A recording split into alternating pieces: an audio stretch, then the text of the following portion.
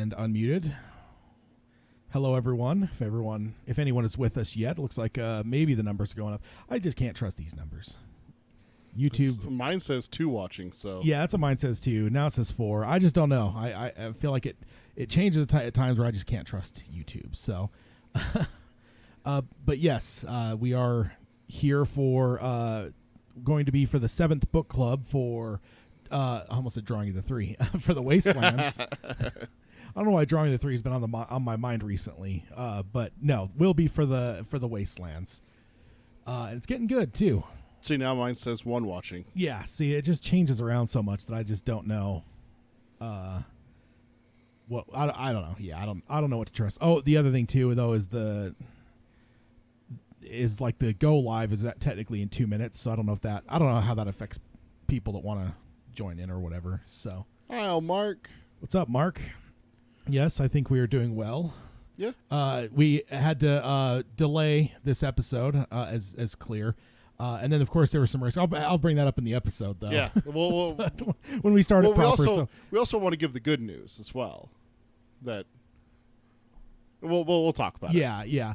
But yeah, no, doing well as we're here in Memorial Day weekend for the people in the United States. And any old weekend around the world, I suppose. But for America, this is a big one. This is kind of the unofficial start of the summer. Yeah. Even though summer technically doesn't, quote unquote, start for a little bit in terms of the actual season. Another couple weeks. This is when like swimming pools open and you know all that kind of stuff. Like the swimming pool at my apartment complex opened today. Yeah, this is exactly the weekend. This is usually the kickoff for camping and all kinds of crazy stuff. A lot of barbecues. Yeah, a lot of barbecues. Yeah. So definitely a fun weekend. But we're right at time here, so let's go ahead and hit the intro, and then we'll we'll talk a little bit before about a couple things before we jump into the book. But let's go ahead and hit the amazing intro that Alan provided for us. It's still fairly new.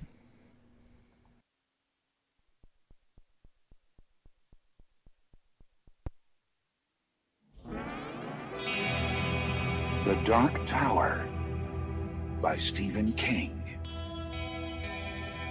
The man in black fled across the desert, and the gunslinger followed. Go then. There are other worlds than these. Death, but not for you, gunslinger. It's time we had our own palaver, I think, and it's going to take a while. And yet, dauntless, the slug horn to my lips I set, and blew. Child Roland to the Dark Tower came. We are content, one from many. Let the palaver begin.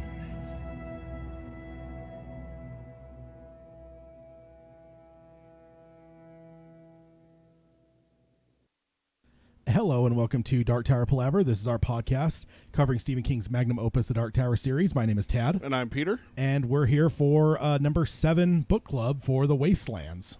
Good job not saying Drawing of the 3. Yeah. Before, on the YouTube side, we always have a little bit of a few minutes of a pre-show type thing. I almost said the Drawing of the 3 for some reason. I don't know why. I'm reading Insomnia right now. It's like, there's obviously some crossover with Dark Tower, but not necessarily Drawing of the 3. I really don't know why that entered my brain the way it did. But yes, you're a weirdo. That's all it comes down to.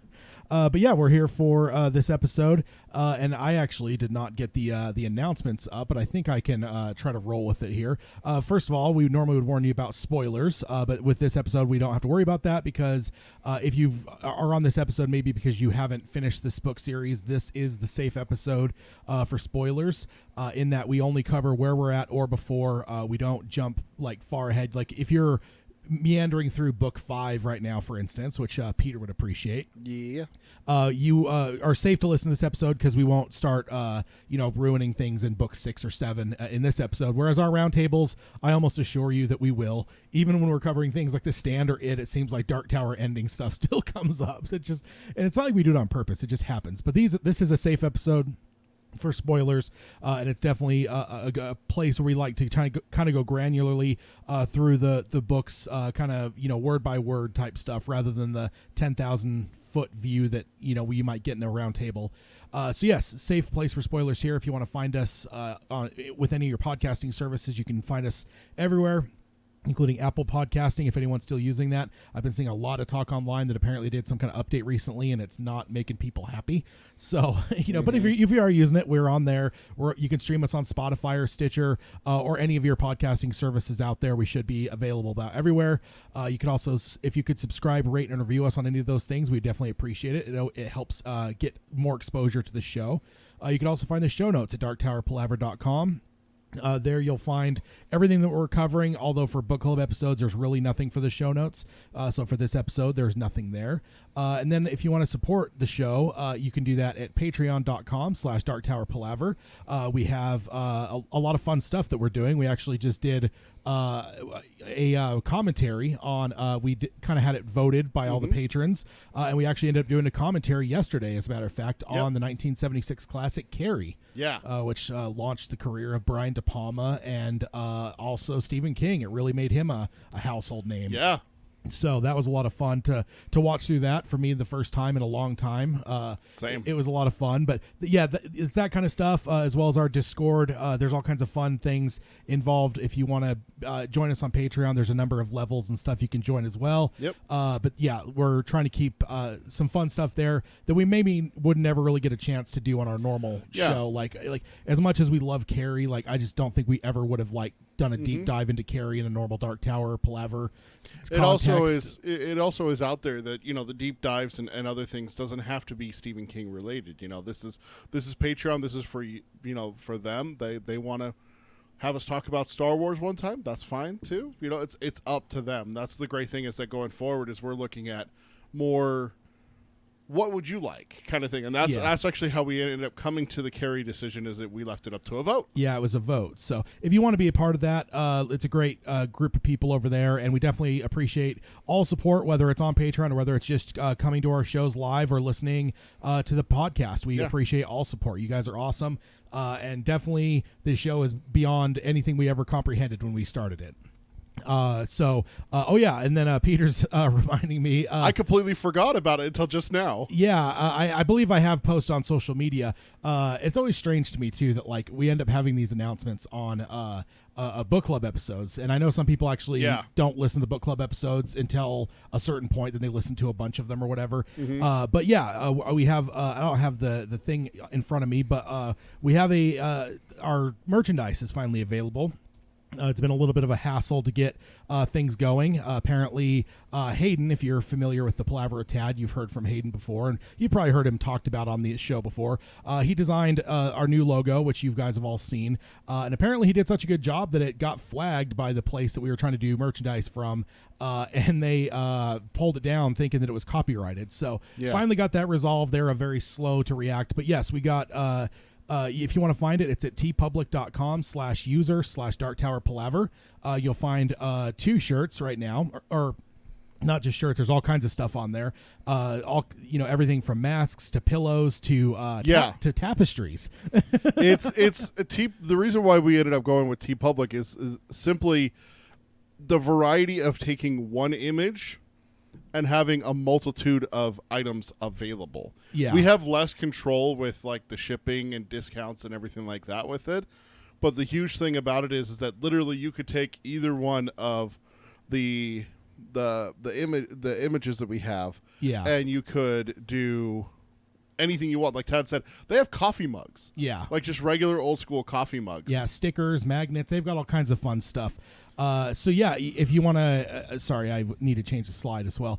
We have 2 designs. We have the Dark Tower Palaver with the logo and the show title, Dark Tower Palaver. And then another one that I don't really condone, but it's a one with the Dark Tower logo. Then above it says #Tad is terrible. So that makes Peter happy. But I'm going to get that printed off on a freaking pillow. Make me sleep like a baby every night. Yes, thank you, Peter, for reminding me, because I completely forgot about that too. You can find that on there over at TeePublic, and we'll link that. You'll find that on our website as well. Make sure to link that on there. Yeah, and then Peter can let you know how to interact with us if you want to be part of the palaver. Best way to reach us is darktowerpalaver@gmail.com. That's our email address. Then you can see all of our shows. Actually, you know what? I'm going to hold on to that one for the end. Our social media is facebook.com/darktowerpalaver. Our Twitter is @darktowerpod. That's @darktowerpod. And then our Instagram is darktowerpalaver. All one word, no spaces in between. And so what I was holding off of is youtube.com/darktowerpalaver. You want to subscribe. You get notifications. Tad's scheduled out our future podcasts. You can see when we're going to be recording. Yep. As well as you want to ring the bell to get notifications so that if something changes, it will actually notify you when we go live. I wanted to hold off on YouTube there because we do have we're going to tease. There is a major change coming to Dark Tower Palaver next week. Yeah. Not in a fortnight because we did have to delay, unfortunately, last week. I had a death in the family and had to attend to the funeral services there. So we're back this week. We're good. Moving forward, we're going to be recording again next week, but there is a huge change coming next week, and you will want to check out the YouTube for it. So that's all I'm going to say. Tad, if you want to add anything, that's up to you. No, I think that I think that'll do for now. But yes, a week from now, sadly not a fortnight. Only because I like saying fortnight. Not necessarily that I want to wait that long, but yeah. So be there for that. That'll be roundtable. I don't have the list in front of me, so I'm forgetting what number. But a roundtable next week, and we'll cover that. And there's all kinds of fun stuff to talk about, I'm sure. So yeah. Roundtable number 106. I just checked my schedule on YouTube, and that's how I can see it. Oh, okay. So. Yeah. Yeah, so that does work. So yeah, after all that, let's go ahead and dive in here to the Wastelands. So we were where we left off is Jake has gone truant, as Milhouse would say from The Simpsons, and then Stephen King, in one of his classic stylistic things, especially in this series, jumped backwards in time and showed us after he ran truant kind of what led up to this. We saw him kind of losing his mind a bit. We already know from context from what we saw with Roland earlier in the book. We kind of know what's going on, but now we're seeing it from his perspective as we kind of flash back for the last thing that we covered in our last episode, which is basically him reliving the day of what he knows is going to be him dying. His death, but then it doesn't happen, and which then, of course, splits his mind. He's got the voices arguing in his head. And the last thing that we hit before we left last time was him saying, basically in his mind, saying maybe now he'd live forever, and then it said the thought that made him feel like screaming all over again. So definitely not a happy thought for Jake. And that's where he left off, and where we're picking up this week for part 7 for this book here. So let's go ahead and dive in. What do you got here for subchapter 6 of? And I guess I can figure. Well, let's see where we're at here. This one is chapter 2, Key and Rose, as part of book 1, which is titled Jake, and that's where we're at. And then we're in subchapter 6 of this chapter. So what do you got to start off here, Peter? Right at the beginning, it says, his head had cleared a little by the time he got to school, and his mind had gone to work trying to convince him that nothing was wrong. So again, like Tad said, I'm just going to rehash this a little bit. This is the day that Jake was supposed to die. This is the day he was supposed to be pushed and run over by the Cadillac. Yeah. So this is not the day that he left school and went truant. This is the day that he was supposed to die, is where we're at right here. Yeah. Maybe something a little weird had happened, some sort of psychic flash, a momentary peek into one possible future, but so what? No big deal, right? Yeah, and I just kind of love this because, like, I remember when I first read this, is like it's kind of like book 2 I mentioned a number of times with the Drawing of the Three. Is I grew up as a fan of like science fiction and that kind of stuff, and so like for me, kind of the mechanics of things, like how does it work when Roland goes through a door and into someone's head, and then like and this kind of thing, this whole like time paradox falls right inside of that. So yeah, because like for you, early childhood, Terminator. I mean, but everything, Terminators, Back to the Future, Star Trek: The Next Generation. Like, I just grew up on sci-fi, a heavy dose of sci-fi. And that was a big part of my life. So all this kind of stuff was just like stuff that, like, the mechanics of it, like, geek me out. Like even like watching like Donnie Darko later in life, like I almost enjoy the like talking about the mechanics of it all more than I actually enjoy the execution of the story. Like the different ways that time travel is handled, like Terminator, Back to the Future, those kinds of things. Yeah. And then like Avengers Endgame, it's like no, that's not how it works. Yeah. It actually works this way, and stuff like that. So and so I love that kind of stuff. So I remember being a first time reader and just absolutely kind of geeking out about all this kind of stuff. And then here now, like I said, like because it's basically created a paradox where like these two things are existing at the same time, and they're mutually exclusive. They can't exist at the same time. Like they're not compatible. Yeah. So they're essentially driving both Jake and Roland mad, and like just to so to kind of see how it is reflecting with Roland earlier and now with Jake. I love it, and this idea of now him kind of trying to make sense of it, and like trying to put it into context and like make it something that he can understand, because we understand it, but he doesn't. right. For him, this is a whole new thing, and he has no comprehension of what it is that's going on. Right. Like this has got to be confusing for him. So I do enjoy all of this, and like this whole section we're going to cover today. There's a number of times I might kind of at least ring that bell a little in part, because there's a lot of cool stuff that King gives us here. I think of like we heard about 11/22/63 that King wrote, and how he had one of his sons help him, and I believe it was Joe Hill, with the ending, and especially like the time travel stuff and all that kind of stuff. And it's kind of weird because when I read this, like especially this section we're going to cover today, the king that wrote this, and I know there's a lot of drugs and alcohol and all kinds of stuff between this king that we're reading now and the king that existed in the early 2010s when he wrote 11/22/63. But this is just like, it feels like King. Yeah, he's a nerd, and he understands this because he's giving us a lot of cool stuff. In my mind, I mean, maybe it's granular and uninteresting to some people, but for me, I absolutely geeked out on it. Yeah, and it's also fascinating to see the other side of the coin, because a lot of times in a story, you'll just see Roland going mad, the main character. The whole plot point, the main character for the last two books. We're in the third book now. This is the main character. A lot of times you'll just see like, okay, what's wrong with him? Oh, someone else is affected? Well, here's a brief glimpse of that. But only a brief one. Like, we're not going to go dive deep into it because we only care about the main character. Yeah. Other authors and other storytellers would have let it go at Jake being driven crazy. Yeah. They wouldn't have given us the day of, and to see the split happen. That just goes to a new level. That's what King does. He goes to this new level, this depth that's just unreal for storytelling, is that, okay, well, not only am I going to tell you that both of them are going, but I'm also going to show you when it actually happened. Yeah, and what it looks like. Yeah, and how it feels like, and everything. Yeah, close up.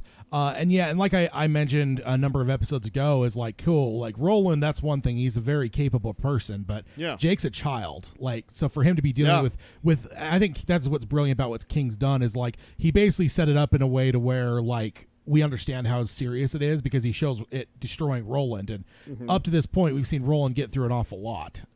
Yeah, I could just imagine this in like a film. It's like, okay, this person is going to go through these trials to be worthy to obtain this object. There's these 3 trials. He has to go through this, and he has to go through this, and he has to go through this. He's a capable warrior. He can go all through all 3. Man, he gets beat the hell. Great.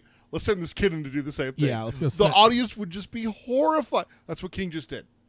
Yeah. And that's literally what we're in the middle of right now. Is we already saw how it affected a gunslinger, a man who slaughtered an entire town, men, women, and children. And someone that from Jake's age was trained to be exactly capable. Yeah. Right? So like he had no compulsion with throwing it back to book 1, using his beloved hawk as a pet that he knew he was going to die. Yeah. And then you're sending in this boy to do to go through the same thing. It's just unreal storytelling here. Yeah, definitely awesome. And I always talk about how much I love book 2, specifically because it's really the reason I think I'm still a Dark Tower fan. Because I had a little bit of issue, like not like big issues. I just didn't. The book 1 didn't draw me in as much. I adore it now, but the first time through, it was definitely a lot more stylized than I was used to. But book 2 is the one that really dragged me into this universe, hook, line, and sinker. But this book, I mean, I love them all, but this one, it just felt like it was just cut from the same cloth of book two. So yeah, it's wonderful. It's like someone started a restaurant and their specialty was steaks, and the first steak was good, but then the second time you come back, they decided to change up like the seasoning on it, and they nailed it. And instead of making changes again, they just made it better. Yeah, they got a better grill or whatever. That's what King did here. Is that book two changed the way that the books felt. It did. There's no denying that. And then book three just continues on that and just adds more to what made book two good. Yeah, definitely. So yeah, then he kind of in his mind thinks about it like a tabloid, National Enquirer and that kind of stuff, in terms of like the stuff that he mentions, like his housekeeper, the stuff that she would read, and it's the same kind of stuff that we would have read when we were in our first job when we had those tabloids. Oh gosh, it's the same kind of thing, right? Bat Boy, like, do you remember Bat Boy? Yeah, but it's the same. Like Jake's, that's a pretty good connection for him to make, because that's exactly the kind of thing. Like I foresaw my death, and like then something happened and it didn't happen. Like that's the kind of thing that would be on a tabloid page. So for him to make that connection, I like, because I think it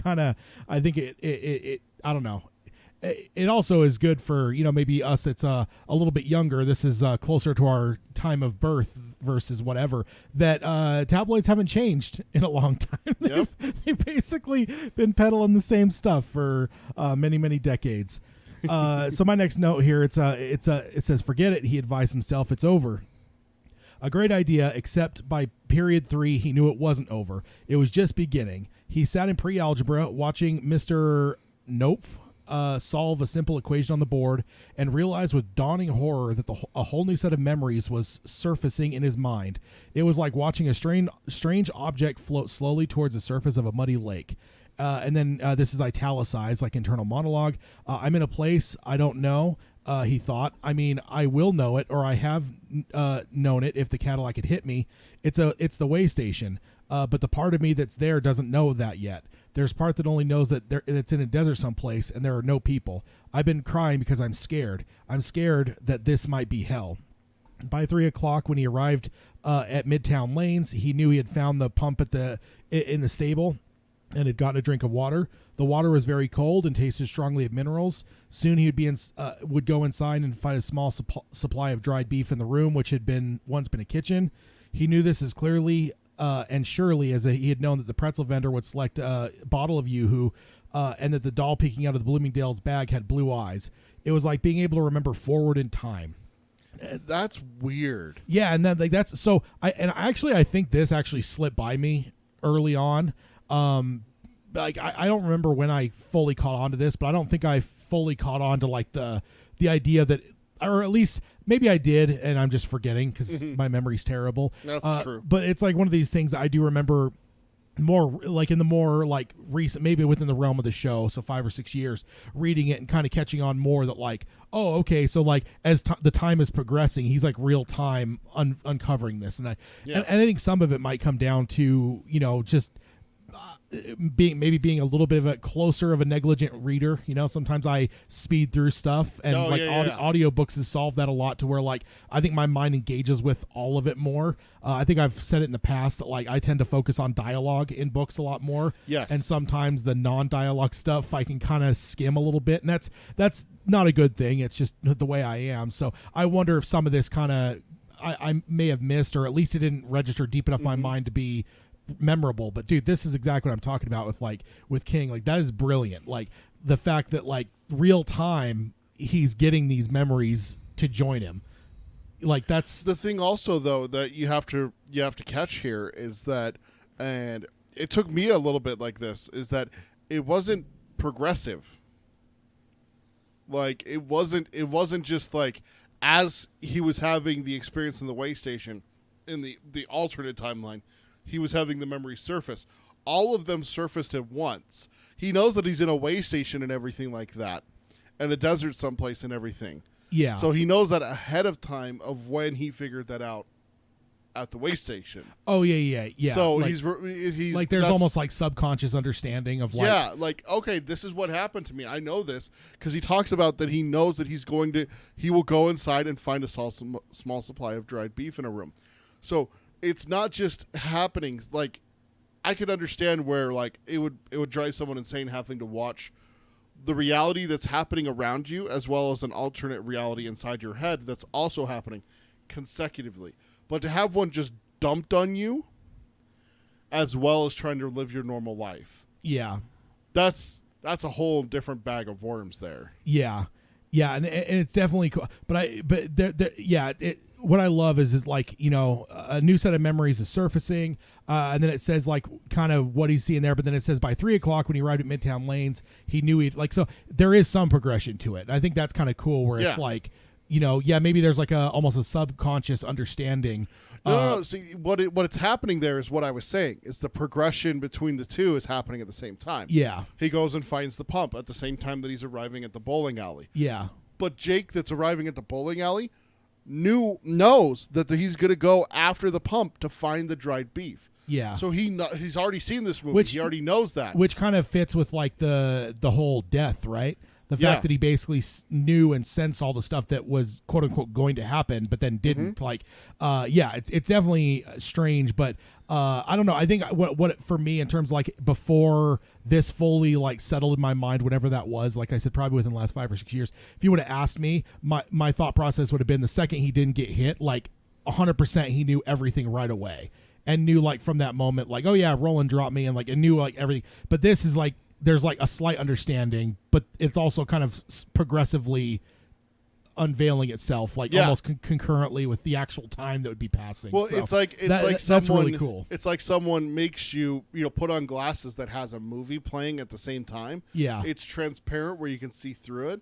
You've seen the movie before. You know what's going to happen. You know this is the part where Kyle Reese saws off the shotgun barrel in Terminator.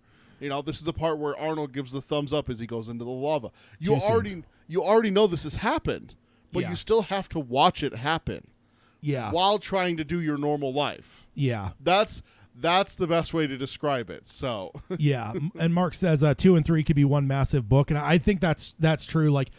Because again, we don't really speak too far ahead in these episodes, but I will say that as these books go, you do see there's kind of a different style to a lot of them. Mm-hmm. But 2 and 3 do feel connected, very, very similar. Yeah, like a lot more connected than like I just think 4 or 5. Like none of the others really feel as attached as these two. Like these two really feel like honestly. King may have just written them at the same time. I know he didn't, but it almost feels like he could have. Even 3 and 4 are vastly different books. Yeah. Like styles. What I meant to say. And then 4 and 5 are different for you. So So it's just interesting that like that there is. But good call on that, Mark. I do think that there is a strong connection between these two stylistically. Mm-hmm. Really cool. That's my note though. But again, I love it because like the mechanics of it is just something that I don't know. Like I just feel like a lesser storyteller would have left that kind of shit out. But King's laying it out for us here in a way that scratches my nerdy itch. Yeah, and actually the next note I have goes into what I was talking about having to watch it at the same time. So it says, he walked slowly home. All of New York was spread out around him. New York at its most seductive, a late afternoon street serenaded with musician on every corner. All the trees in bloom, and everyone apparently in a good mood. Jake saw all this, but he also saw behind it. Saw himself cowering in the shadows of the kitchen as the man in black drank like a grinning dog from the stable pump. Saw himself sobbing with relief as he or it moved on without discovering him. Saw himself falling deeply asleep as the sun went down and the stars began to come out like chips off of ice in the harsh purple desert sky. So that's what I was talking about is like he's walking down the street, seeing New York City, seeing the trees blossom, seeing springtime in New York. And at the same time, he's seeing the man in black drinking from a pump. Yeah. While he's cowering in the kitchen. And he slanders there, No. He or it. No, not slander. Seems like slander to me, trying to make him seem like he's some kind of demon or something. Well, the shoe fits. Walks like a duck, quacks like a duck. Definitely cool to see kind of how this is unfolding for him. And I love just that that parallel nature to the way that King's doing it. I just think it's a cool storytelling device to kind of have these things kind of happening at the same time, essentially. Yeah. And then the next little bit here, it says, he let himself into the duplex apartment with the key and walked into the kitchen to get something to eat. He wasn't hungry, but it was a habit. He was headed for the refrigerator when his eyes happened on the pantry door, and he stopped. He realized suddenly that the way station and the rest of the strange that strange world were where he now belonged was behind that door. All he had to do was push it and rejoin the Jake that already existed there. The queer doubling in his mind would end. The voices endlessly arguing the question of whether or not he had been dead since about 8:25 that morning would fall silent. And again, we've already kind of seen allusions to this earlier before King brought us to this flashback, because at first we see Jake and he's basically slipping into madness, and then he ends up going truant because of his final essay, and then we flash back to see kind of why, and we did see him fixating on doors earlier, but this is what we're seeing here is probably the first door that he in this whole thing. So again, it's just a very stylistic thing for King to kind of keep folding time back a little bit, which is great because that's literally what he does in the beginning of this whole series, right? With the first couple of chapters of the first book, or kind of flashback on flashback on flashback, and it just keeps kind of going until you, like, when you really think about it, it's you have to kind of almost like piece it together to realize, like, okay, where's the actual like real time when where's the real Roland right now? Yeah, where's, like, exactly. And so this is just, it feels almost like maybe then something that King is doing stylistically for the whole series, because he's doing it here as well. And I can't say he doesn't do it often, but he doesn't do it this heavily in a lot of his other stuff. You do see time kind of folding around in some books, and we talk about like the Stephen King special where it's like, and this is the last time they'd ever talk to each other, and then just doesn't go over it. Why? Yeah, or he will like later you see someone dies, you're like, oh, okay, that's why he said that. But it's like, cool, he just tipped his hand like 3 chapters ago that these two characters would see each other again. Like that happens all throughout his stuff. But this whole like doubling time back like heavily like this, like in this manner, because of course there's like that's doing like parallel storytelling. But like the way that this one's like folding time back on itself, like I just feel like it's very Dark Tower. It feels Dark Tower style. It is like, the Dark Tower style. Yeah. So I definitely like that, and So I thought this is definitely worth noting, though. This is likely the first door that he fixated on as like on the other side of this is where I want to be. Yeah, and he even says like right there, like this next note is actually picking up right where you left off. Jake pushed open the pantry door with both hands, his face already breaking into a sunny relief smile. So even already, like, he's like, oh, thank God it's over. Yeah. And then froze as Miss Shaw, who was standing on a step stool at the back of the pantry, screamed. The can of tomato paste she had been holding dropped out of her hand and fell to the floor. She tottered on the stool, and Jake rushed forward to steady her before she joined the tomato paste. So he did not come through that gently. He came busting in. Yeah, he definitely came barreling in. What I love here is this, to me, illustrates the because, like, okay, if I were an evil person and I had a prisoner and I wanted to torture them, I might give them hope, in a way that, like Game of Thrones did it very well, where, one person's prisoner and then they are under the impression that they're being busted out. And then it turns out the whole thing's a deception. And like, so then that hope kind of crushes them because like they realize it was all false. Right. Yeah. And that's really what's happening here.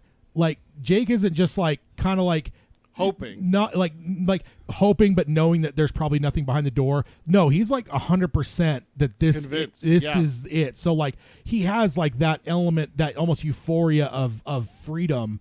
And then the rug gets pulled out. Like literally, if I was an evil person that was like designing some kind of like psychological torture, that's what I would try to be designing. Yeah. Like that's what you got to do to people to break them, is give them the idea of an end to whatever bad or suffering that might be happening, and then pull that rug out from under like that. And then like the more you can get them to like believe and like and then keep falling, like you're gonna just destroy their mind. And so the fact that like that, what King gives us, that idea of the fact that it isn't just like even just like a wondering or like a hope against hope. No, there's like 100% like euphoric victory, as it's like this is the door, and then it's not. Like dude, King, that's fucking cold. It is. That is fucking cold. Because even Roland isn't dealing with that.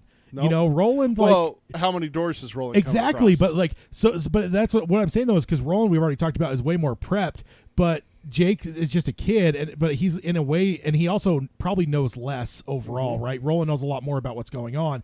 So for Jake, it's worse. He's in a hell of a lot worse situation than Roland is. Not just that he's underprepared and he's a child, but the fact that he has to deal with this like literal some of the worst torture you could probably come up with of, you know, like I think of it like Game of Thrones is probably one of the best executions of it, but it's been done a lot throughout movie and, you know, TV throughout the time where like, because I think that's probably a real thing. I'm guessing at some point people have actually like manipulated people into thinking something was going to end and then it doesn't. Like that's well, I mean, it's been done as a military tactic is that, you let them escape. Yeah. And then you follow them. Yeah. And then you lead them back to, you know, the rebel base, for example, you know, that's, you know, but it has been done in history, you know, like, and everything. And then it's a cruel tactic. And it's one that I actually believe, I believe the Nazis did it a little bit. I think pretty much anyone that's probably ever had prisoners has probably done some form of it, one way or the other, like something, you know, like it's messed up. Like they're like, oh, okay, yeah, you're free to go. The Jews would start getting out, and then they'd start getting picked off. Yeah, and they would see how many they could get, and the ones that got away were hunted down. Yeah, like it's terrifying. Yeah, it's horrible. It reminds me of Shawshank Redemption.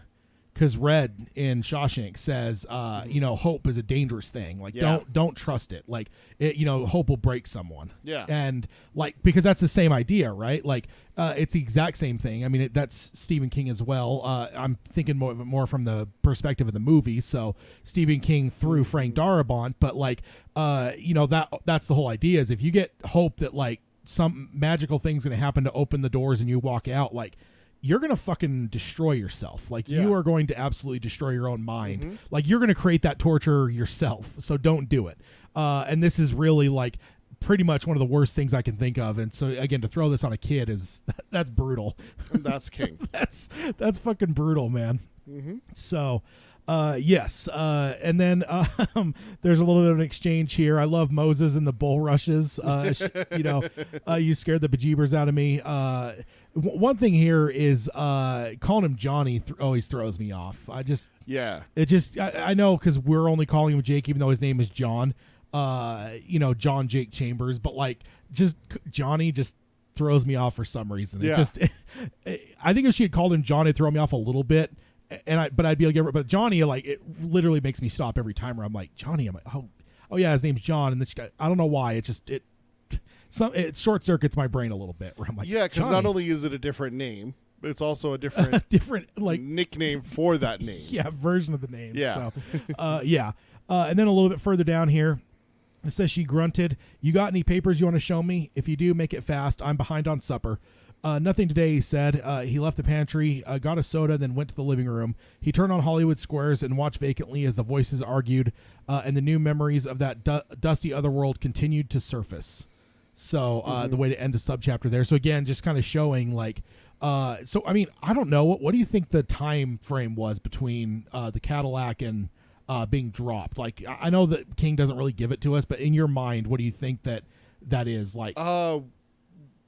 Couple weeks. Yeah, that's why they climb up friggin' mountain. Yeah, but they also have to finish crossing like the desert, the little bit of the desert. Yeah, to get to. I think the same thing. I think definitely. I'd be in the realm of maybe 2 to 3 weeks would be my just gut check. Just kind of like, you know, again, I don't know that King necessarily fully tells us. So that what you're basically saying is like these things are going to surface for him in a way for potentially weeks, you know, the better part of a month potentially.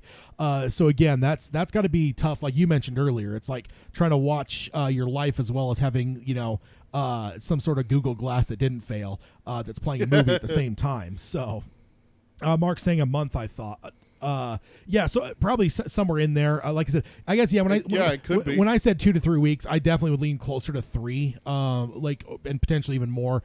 Because you're just talking. There's a lot of travel and a lot going on. But yeah, I don't know. I have a note Not the next note that I have, but the note after that covers that. Okay. So remember that question. We'll come back to it. Okay, so jumping into subchapter 7, and I got the one right off the bat here. It says his mother and father didn't notice anything was wrong with him. His father didn't even get in until 9:30, and that was fine by Jake. He went to bed at 10 and lay awake in the darkness, listening to the city outside his window, brakes, horns, and wailing sirens. You died. I didn't, though. I'm right here, safe in my own bed. That doesn't matter. You died. You know it. The hell of it was, he knew both things. I don't know which voice is true, but I know I can't go on like this, so just quit it, both of you. Stop arguing and leave me alone, okay? Please. And I don't necessarily get like a pleading there in my mind, the way my mind reads it. Like I get kind of more of like kind of how I just read it there. Like I get it kind of like a... Exacerbated. Yeah, like kind of like maybe like, 50 yards from like pleading, but it's certainly on the way to getting to pleading as he's asking there with like please. So again, just kind of cool to see, and also gives you an insight into his home life. We saw Mrs. Shaw there. She wanted to look at his schoolwork, asked about snacks and stuff, that kind of thing. And then the parents didn't notice anything was wrong with him. And we've seen now him at the bowling alley where someone thought that something was wrong with him. And remember, from the earliest perspective of us seeing Jake, was it in this book or was it even in book 1 where it said that the closest thing, or the things like closest to friends that he had, kind of gave us the impression that he doesn't really have friends. He kind of has like acquaintances that are almost friends. Yeah. So an acquaintance that's almost a friend of them in the bowling alley notices something's wrong. Mrs. Shaw notices something wrong, but neither parent does. I think that tells you a lot, as well as the fact that dad doesn't get home until 9:30. He gets into bed at 10, so like he basically doesn't see his dad essentially. And I'm guessing his mom either doesn't really see much of, or she doesn't really care. And that's definitely a heartbreaking little look into his life, and in just a small paragraph there. But it definitely gives us a view of what his life looks like, and it isn't pretty. No, it's not, and especially since what he's going through. And you're right, the person at the bowling alley definitely noticed he seemed like kind of under the weather. Yeah. On top of it, also the teachers notice. Yeah. They bring that up earlier in this book. Like, hey, you haven't seemed yourself the last little while. Yeah. Before we drop to the flashback. That's right. Yeah. Before he went to his assembly and then to English, where he saw. He had two teachers, the French teacher and then the English teacher. Both were. I don't think the English teacher as much, but the French teacher definitely. Yeah. Because the English teacher gave him his shit about looking in the coat closet. Coat closet, yeah. The cloakroom. The cloakroom. Yeah. So ultimately, it's just one of those things, though. It's noticeable. Like it's not something that is being overlooked just because the parents, whatever. Like it's being overlooked because they're not good parents. And it's not. And it's not just the housekeeper Greta Shaw noticing. It's not just a teacher who spends all day with children. Yeah. It's also the bowling alley attendant. I mean, this is someone who knows him. Yeah. Sees him on a regular basis, but is not really like a huge part of his life. Like, probably never even sat down and had a meal together. Serious, Yeah. And noticed. Like, okay, if that person's noticing, the parents should be noticing. The parents should be noticing, definitely. It says a lot about them if absolutely. Not. So okay, what do you got? Right after where you stopped, after he says, okay, please. But they couldn't. And I wanted to stop right there because, well, actually, no, I'm going to keep going. Couldn't. And it came to Jake that he ought to give up right now and open the door to the bathroom. Oh, he ought to get up right now and open the door to the bathroom. The other world would be there. The way station would be there, and the rest of him would be there too. Huddled under an ancient blanket in the stable, trying to sleep and wondering what in the hell had happened. I can tell him, Jake thought excitedly. He threw back the covers and suddenly knowing that the bedroom, knowing that the door beside his bookcase no longer led into the bathroom, but to a world that smelled of heat and purple sage and fear in a handful of dust. A world that now lay under the shadowing wing of night. I can tell him, but I won't have to because I'll be in him. I'll be him. And that's that first part is very poignant, is that he says that they wouldn't. Oh, wait, they can't. They couldn't. Shut up. That's the thing, is that the voices can't stop. Yeah. And it's the same kind of, thing we saw with Roland. But what I love here, too, is also the fact that, he's basically, like, he's, in his mind, interpolated that there's a split in terms of, like, there's a second him, basically, and he's a half of a person now. and then if he gets through the door, he'll be whole again. Which actually feels very Susanna with what we've seen so far in terms of like bringing Data and Odetta together into a singular, like, so it kind of a fun little thing. But again, that's something that Roland isn't dealing with. Like, he realizes his mind's splitting, and he realizes why. Jake doesn't know why, so it's probably harder for him to comprehend because he doesn't have the understanding of why. But also, with what this is showing us is like in his mind, like he's split. Yeah. Like, and there's another half of him that is now missing. And like to me, that's almost worse than realizing your mind is splitting apart. But like to think another half of you is no longer with you and it's like in another world, like that's, again, King is laying it on this poor kid. There's an episode of Buffy the Vampire Slayer that happens to one of the characters. They get split in two, and they don't realize it at first. They think that it's just, like a run of bad luck. And what it is it's the good qualities and then kind of like the lesser qualities, like the fear, the angst, that is all in the other one. Yeah. And that's the one that you kind of follow. And it's just like, oh God, what am I? Like, this is so terrible. Someone's taking over my life. This is so horrible. Yeah. And to see that to a child, I mean, that was someone who was college age. Yeah. But to see this happen to a child here, it's just, I couldn't imagine thinking that there was a second of me out there, that I'm split in half. Yeah.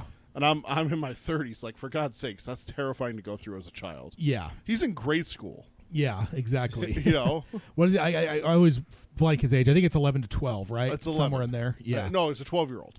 Yeah. Right? I know it mentions it. I don't know why I just can't keep his age in my head. Like, Eddie, I know, is 23. I know Susanna's like upper 20s.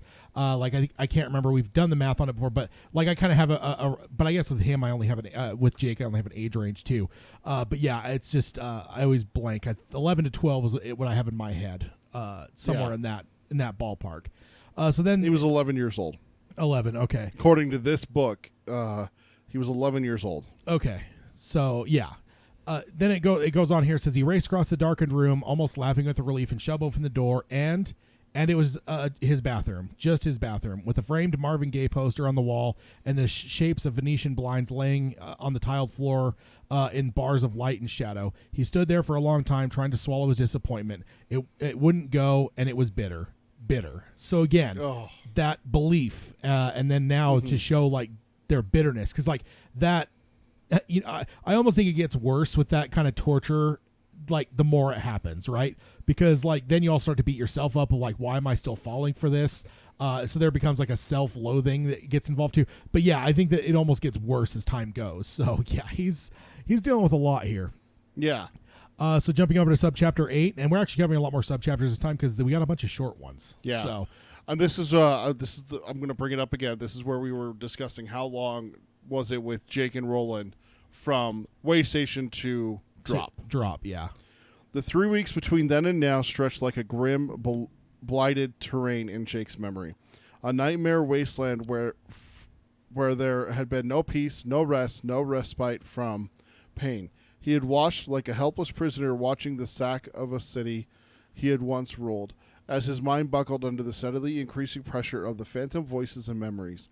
He had hoped the memories would stop when he reached the point in them where the man named Roland had allowed him to drop into the chasm under the mountains.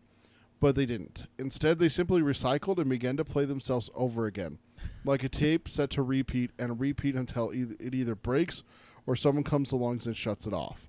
So there it tells you how long Jake's dealing with this in New York, which that's 3 weeks. Yeah, so it's probably about 3 weeks, which is right about where we were all thinking, right? But I want to point this out, is that means that the memories aren't going in real time, because it says here he was hoping that they would stop. Instead, they repeat, and it doesn't say it, but it makes it sound like he's lived through this now 2 or 3 times from way station to drop. So if it was going in real time, it would be 6 to 9 weeks if it was a 3-week journey. This says that it was the 3 weeks between then and now, which is him leaving Truant from school. Yeah. And that's where the first like cycle of it in his mind. So I'm guessing that the journey on Roland's world for him is 3 weeks, and then after that it just starts over again, and he just keeps. Right. So if cycling. it's 3 weeks from when he should have died to when he goes truant, then it should have only played once. If it's playing in real time. Okay, so I see what you're saying. So this is so what we're saying is subchapter 8 is jumping us back to the truant side. Okay. Yeah. 3 weeks between then and now stretch like a grim. So that's where it's like it's giving you the time frame for how long he's had these memories now. So if it's 3 weeks, if it was a 3-week journey, that would be one time through if it's at normal speed. But I could see it being at 2 times speed, 3 times speed, something like that. Also, he remembers, and it says here, it's recycled and begin to play themselves over again. Like, not only are you given the memories, but you have to sit there with it on repeat. Like the glasses analogy that I gave again. It's not like the movie plays and then you're like, okay, done. I remember what that feels like. That's horrible. And you still have the audio going in your headphones. You know? Yeah. It sits there and just repeats over and over again. Yeah. So for me, I either one of 2 ways thinking about this. Either 1, it's faster than normal life, or 2, it's a shorter journey than we thought. Yeah. I would guess maybe there's more of a time discrepancy because I feel like with everything that we saw in the Gunslinger, I just think that it probably would at least take 3 weeks with all the travel involved and everything that's involved. I just don't think that that's like a thing that happened to him over 7 days type thing. So I don't know. But it could very well be that there's a time discrepancy. That's certainly. That's honestly what I think is the most logical explanation, is that it is a little bit lengthier of a journey, but it's sped up in his head. Yeah. Because also, how distorting would that be? Yeah. You're walking, but in your mind, the person you're watching is walking in fast forward. It reminds me of the scene from Austin Powers, when the second one, when his wife turns out to be a fembot at the very beginning. He presses fast forward and she starts moving around and like fast zipping forward. around. Yes. I just love it. Oh, man. Because it's so absurd. Yeah. That's what I love about it. That would be disorienting, certainly, if you were seeing it in a different speed. That would be... While you're trying to live your normal life. Yeah, definitely. And then, hello, Travis. Welcome. Yeah, it's been a minute since we've seen you. Welcome. We're here doing a book club for Wastelands. So glad you almost did it again. Glad you're able to join us. Well, now we've mentioned Drawing the Three a number of times, including part of the conversation. So now it's just seeping into my head even more. But I don't know. Then it goes on here and says his perceptions of his more or less real life as a boy in New York City grew increasingly spotty as his terrible schism grew deeper. He could remember going to school and to the movies on the weekend and out to Sunday brunch with his parents a week ago, or had it been 2. So it looks like he's even slipping when it comes to remembering normal time. But he remembered these things the way that a man who has suffered malaria might remember the deepest, darkest phases of his illness. And I'll pause there and say, or Roland, and Eddie both, right? Both of them had their moments of, and we actually saw it through the perspective of King writing in a very erratic manner there in the shuffle of the last book. That says people became shadows, voices seemed to echo and overlap each other, and even such a simple act as eating a sandwich or obtaining a Coke from the machine in the gymnasium became a struggle. Jake had pushed through those days in a fatigue of yelling voices and doubled memories. That obsession with doors, all kinds of doors, deepened. His hope that the gunslinger's world might lie beyond one of them never quite died. Nor was that so strange, since it was the only hope that he had. So again, says, I guess the fact that it never quite died at least gives me some hope that maybe some edge of that hope etched off, because that would make it a little bit more bearable for him. Yeah. But the fact that it's never going to quite die means that he's still going to suffer. Hopefully his suffering is reduced, at least, is my hope a little bit. But King is one hell of a god here for these writers, you know. He is a cruel and angry god. Yeah, for sure. So then that's that. So let's go ahead and jump to subchapter 9. Right at the beginning here, it says, after walking for a while, so this again confirms, we're back with Jake, who's now truant. After walking for a while, he began to come out of this unhappy days and take some notice of his surroundings. He was standing on the corner of Lexington Avenue and 54th Street with no memory at all of how he had come to be there. He noticed for the first time that it was an absolutely gorgeous morning. May 9th, the day this madness has started, had been pretty, but today was 10 times better. The day, perhaps, when spring looks around herself and sees summer standing nearby, strong and handsome and with a cocky grin on his tanned face. The sun shone brightly off the glass walls of the midtown buildings. The shadow of each pedestrian was black and crisp. The sky overhead was a clear and blameless blue, dotted here and there with plump foul weather clouds. And it just dawned on me that, dude, we're reading this right around the same time that Jake experiences this, the end of May. Yeah, that's true. Like almost to the day. Like it says, okay, so May 9th is when this madness started. What is 3 weeks from May 9th is... Tomorrow. All things serve the beam, right? Yeah, that's something there. That I didn't even catch that when I was doing my notes for this. No, I didn't either. Actually. But I just caught it that time. I'm like, May 9th. That was 3 weeks ago. Oh shit. Oh man, which the fact that we're getting close to June here means for me, The Stand is coming up. Coming up for a reread here pretty soon. I could feel it. I can feel that Jones a little bit. You feel the tickle in the back of the throat, like you got a little cough coming on or something. I'm most of the way through Insomnia now, so maybe after Insomnia is done, it'll line up just about right for time to take a stand. Going back to my buddy Randall Flagg and get his starring role there. Oh man. So then let's see, where are we at here? I just lost my subchapter place. 9. Subchapter 9. Oh, okay. That was my notes that I was wrong on here. Oh. So, okay. So, agreed. Mark says the wheel turns. Then a little bit further down here, it says, down the street, two businessmen in expensive, well-cut suits were standing at a board wall which had been erected around a construction site. They were laughing and passing something back and forth. Jake walked in their direction, curious, and as he drew closer, saw that the two businessmen are playing tic-tac-toe on the wall, using an expensive Mark Cross pen to draw the grids and make the X's and O's.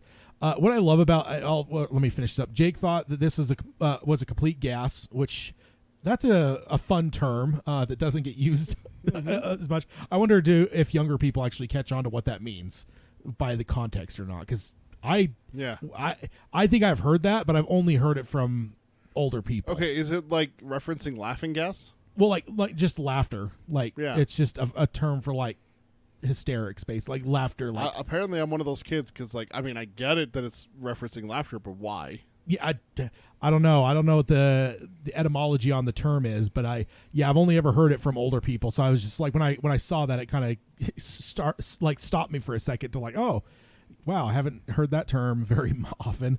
And then it goes on and says, as he approached, one of them made an O in the upper right corner of the grid and then slashed a diagonal line through the middle. So what I love about this is like the curiosity of Jake to see this in the distance and then just approach. Like, isn't that just the curiosity that only children have? Yeah. Like, as an adult, you would never go over there. Like, you would like maybe give them a passing look, but like to try catch a glimpse, right? Yeah, like you're not actually going to walk over there to see what's going on. Like, you just be like, oh, that's weird. It's like rubbernecking an accident, like you'll slow down and be like, what happened? Oh, damn. But you're not going to stop and take a look, Yeah. It just feels very childlike. I think we've talked a long time throughout the whole course of the show about how good King is at writing children. Oh, yeah. And I think this is just a perfect example of that because it's one of those things that like, this would only work with a child. If you put any of the other two or either the two other New York people in Roland's group in this circumstance, there's no way they go over there to see what's going on. Like that's just not the way it works. So it just gave me a little bit of a smile because it was very childlike. Then a little bit further down, I have another one here as they kind of discuss and stuff. They ask him about being in school, and he just it sounds like they're old friends and stuff. But then it says he walked on, leaving the men to their game. The sense that something totally wonderful was going to happen, had perhaps already begun to happen, continued to grow, and his feet no longer seemed to quite be touching the pavement, which that's a fun little thought process there. The only thing I equate that to is staying on a treadmill for too long, and then when you walk and you're just like, woo, it like feels like you're floating. Then it goes on and says the walk sign on the corner came on, and he began to cross Lexington Avenue. He stopped in the middle of the street so suddenly that the messenger boy on a 10-speed bike almost ran him down. It was a beautiful day, agreed, but that wasn't why he felt so good. So suddenly aware of everything that was going on around him, so sure that some great thing was about to occur. The voices had stopped. They weren't gone for good. He somehow knew this, but for the time being, they had stopped. Why? So that's a good turn finally for Jake here. Is suddenly, and he doesn't even realize it. Like it isn't like, I feel like in a movie, like someone that has like a voice in their head or something, like the moment it stops, like it's an instantaneous like relief for them. But Jake's so caught up in everything that he doesn't even realize it until who knows a little bit later. Yeah, you know, it could be a few minutes before he finally realizes that the voices are gone. So I like that. I think it's cool execution, and just, you know, definitely the way that King's painting all this here almost feels poetic. Just everything about it, like even some of the stuff you read earlier, just the way it's describing New York and stuff. So, and even here, like the next note I have picks up right where you left off. It describes the fact that the voices stopped and how they stopped. Jake suddenly thought of two men arguing in a room. They sit facing each other over a table, jawing at each other with increasing bitterness. After a while, they begin to lean forward toward each other, thrusting their faces pugnaciously forward, battling each other with a fine mist of outraged spittle. Soon they will come to blows. But before that can happen, they hear a steady thumping noise, the sound of a bass drum, and then a jaunty flourish of brass. The two men stop arguing and look at each other puzzled. "What's that?" one asks. "Dunno," the other replies. "Sounds like a parade." They rush to the window, and it is a parade. A uniformed band marching in lockstep with the sun blazing off their horns. Pretty majorettes twirling batons and strutting their long tanned legs. Convertibles decked with flowers and filled with waving celebrities. The two men stare out the window, their quarrel forgotten. They will undoubtedly return to it, but for the time being they stand together like the best of friends, shoulder to shoulder, watching as the parade goes by, and it cuts off right there. Yeah. And that's the end of the subchapter. Like, again, what you were just talking about with King painting the picture, that's such a detail that we would not get from other storytellers, is that this is what Jake's thinking about. Yeah, like, and when this, he realizes that this the feels voice childish too. You know, right? it is. Like to paint this whole, you know, complex thing. Like, I just feel like that's something that not is exclusively for children, but it's far more used by children. I just don't know if adults come up with the same kind of like complex images to like to basically, I don't know, put context to what's going on. Yeah. And like also the fact that it's a parade. Yeah, I mean, just just the whole thing just feels very, very childish. Definitely, and that's not in a bad way. I know sometimes people use the word childish as a derogatory, but no, for me, I'm saying it in a way that's good. Like, I just feel this feels very true to Jake and his age, and King and his long-standing ability to write children in a way that some authors just can't do. So all those times you've called me childish, it was a compliment, really? No, absolutely not. I mean, sometimes for me it's a derogatory term, but in this case, no. But okay, so then moving over to subchapter 10. Let's see. Right off the start here, Travis says in the chat, "So many adventures wouldn't happen if films and stories were based on me. I'm not fucking with dark lords and whatnot." I don't know if my chat's frozen or something. I don't have anything yet, or you're way ahead of me. I don't know. Oh, that's funny. Okay, so in subchapter 10, this is a horn blared, startling Jake out of his story, which was as vivid and as a powerful dream. He realized he was still standing in the middle of Lexington, and the light had changed. He looked around wildly, expecting to see a blue Cadillac bearing down on him, but the guy who had tooted his horn was sitting behind the wheel of a yellow Mustang convertible, grinning at him. It was as if everyone in New York had gotten a whiff of happy gas today. Jake waved at the guy and sprinted to the other side of the street. The guy in the Mustang twirled a finger around his ear to indicate Jake was crazy, then waved back and drove on. So, definitely not what you'd expect. Not typical New York. No. New York. That. Hey, I'm walking here. Yeah. I've never been to New York City. I will fully admit, for me, it's only the movies and the television that has taught me all I know about New York. But just definitely doesn't feel like it necessarily a very nice town overall. I have been to New York City, and I can tell you it is not as bad as the movies, but they definitely were inspired by real life. I did see one instance where a cabbie and a guy got into a screaming match in the street. And it wasn't pedestrian, so go figure, Yeah. But I was only 15 at the time, so it was one of those, like, I wanted to stop and watch. My dad's like, no. Yeah, indeed. So what do you got next here in the 10th subchapter? The question was, what was the parade which temporarily diverted their attention? Was it just the uncommon beauty of this spring morning? Jake didn't think that was all. He didn't think so because the sensations of knowing was creeping over him and through him again. The one which had taken possession of him 3 weeks ago as he approached the corner of 5th and 46, but on May 9th it had been a feeling of impending doom.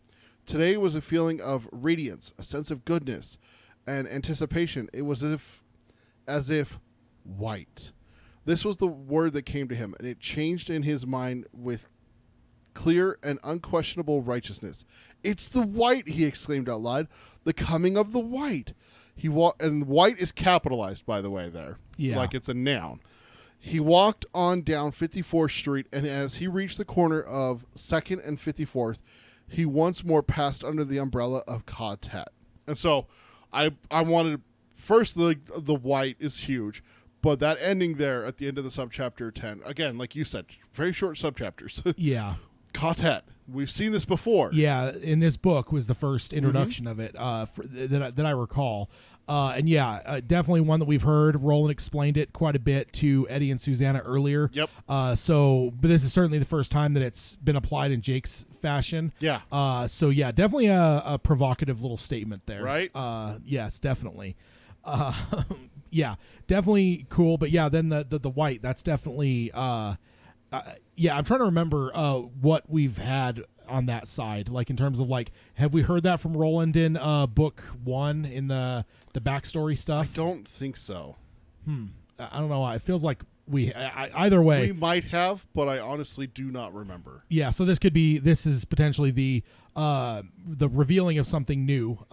Because I can't recall. Like sometimes I can remember the first time, but yeah, definitely not. But I mean, ultimately, hopefully, we can see this beyond any racial connotations, because sometimes the idea of like white and black being good and evil is construed in a very negative way. I don't necessarily know that King was trying to go for that necessarily, but it's certainly one that you definitely think, again, white hat or black hat. You think with white, it's the white, the coming of the white definitely makes you feel like that's probably something good. Yeah. He's not screaming in terror there necessarily. So, but yeah, definitely a new concept here. Then Travis said in the chat, I used to work overnight in New York City for 5 years. Most people don't have time for anyone's BS. Yeah, that's definitely what I've come to pretty much assume about New York City when it comes to everything I've watched. Yeah. I mean, there's many shows and movies I've watched that are 100% based in New York. Like, it's just, so it just feels like New York is like almost a character of its own. Like, oh, yeah. It's just, so whenever you're in New York City, it's like the audio earlier when it said Jake was laying in bed listening to the sounds of like the horns and everything. I'm like, I just feel like even when you watch movies, like you could close your eyes and like if there's a new scene, if it's in New York, you're going to know from the sound design. Yeah. Like there's just the ambient sound of like horns and there's everything in like this New York City that just, you'll know, like, maybe it's just, and maybe some of it's cliche in terms of whatever, but I just feel like as an audience we're trained to know like what New York sounds like versus like if it were another city. It's actually a little funny. There's a couple of people that I've experienced it myself as well. I grew up Boy Scouting, camping, right? One of the things that was hard for a kid who moved into our neighborhood, we call them wards here in Utah with the LDS religion. One of the kids that moved into our wards that became part of our troop, he had issues the first time we went camping and we couldn't figure out what was wrong. I think it was my dad or one of the assistant scoutmasters figured it out. He was missing the sounds of the city. Yeah. He lived right next to one of the freeways that runs through our valley here. Yeah. And so vroom, vroom, cars going past, Yeah. became something that he was accustomed. It was the white noise, the ambient noise for him. And you didn't have that when you're out in the wilderness. Yeah, it goes both ways, right? If you have someone that's from a more rural area, if they go to New York or even like wherever, like I just feel like it's hard for them to adjust. Adjust to it. Yeah. One of the things that was startling for my wife when she moved up here, because she moved from a few hours away from where we live. Yeah, pretty rural area. Very rural area, small town, a few thousand people, up to the Salt Lake Valley, which has hundreds of thousands of. Wait, we have millions. Do we have millions in the valley or just hundreds of thousands? I always forget. I think it's probably hundreds of thousands. I think there's only like 3 million in Utah. That's what it is. Right. Yeah. The whole population of Utah is millions, but the Salt Lake Valley has hundreds of thousands. But the thing that caught her the most off guard was the airplanes for the airport. Yeah, and you guys are right on the flight path, because my grandparents live pretty much just north down the street of you, from us. Yeah, and pretty much to the point where I remember growing up. We lived with them for a bit when I was younger, and like it just became a thing where you just didn't even notice the planes. But then like anytime someone came over, they were always shocked by it because like literally they were like coming down just above to land. Yeah, and you're lined up with them. So perfectly lined up where they come straight down to land at the airport, and just over your place, just right over my parents' place, and where I currently live as well is lined up with it as well. Yeah. So it caught her off guard really bad the first couple times, and I can imagine that's kind of what we're talking about here with New York is that noise and that, like you said, it's a character in itself. That if you muted New York, people would be legit like freaked the fuck out. Yeah. And I think to myself, like, I don't think it was really executed, but I feel like that's what happened, like, in the snap for Thanos. Oh, yeah. Like, in New York City, I just feel like it would almost go silent, like, not entirely, but certainly a lot, and I don't know. Not that it was necessarily portrayed very much. Like, I think there's one shot that we get in New York City during that time in a post-credit scene, but I don't think you really get it conveyed. Is that New York? Yeah, I think so. With Fury? Yeah, I think so. But I just feel like, because it's something massively supernatural, like Thanos or whatever, I just feel like that would, so then going on here into subchapter 11, I have a note here, one in here, it's a short subchapter, and it said, this time there was no mistake. He felt sure that he would soon begin to see people he recognized, as he recognized the fat lady and the pretzel vendor, and they would be doing things he remembered in advance. Instead, he came to the bookstore because, as what we were basically getting at is he's moving down the street, and this feeling's overtaking him of just whatever, and that's where he starts to think like maybe there's be familiarity, and again, it's thrown back to like his death, essentially, quote unquote. Yeah, because he remembers the lady with the bag that has the doll in it, and he remembers the pretzel vendor who pops out a Yoo-hoo bottle, not a can, a bottle, and downs it in one go. Yeah. So he's expecting all that because he's got the same kind of like weird vibe, although this one's actually good, whereas the other one was pretty negative. But then it says there, as instead he came to the bookstore. So that's a fun little end to a subchapter there. And then jumping into subchapter 12, I have a note right off the top here. The Manhattan Restaurant of the Mind. The sign painted in the window read, Jake went to the door. There was a chalkboard hung there. It looked like the kind you saw on the wall at a diner and in diners and lunchrooms. So I picture like the ones that stand out on the sidewalk. Yeah, like the trifold things where it like you fold it out and it just has the two sides that sit out. Yeah, those, I don't know what you call those, but they're sidewalk signs. That's all I've ever called them. Yeah, so. And then it goes on and shows us here, and it's funny because it's things like from Florida, fresh broiled John D. McDonald's hardcover 3 for $2.50, paperbacks 9 for $5, and it just kind of goes through, and so literally like the whole place, it seems like, is kind of made to be very restaurant-esque, even though it's a bookstore, which I think is a really cool thing. I think if a place like this existed, I think I would shop there.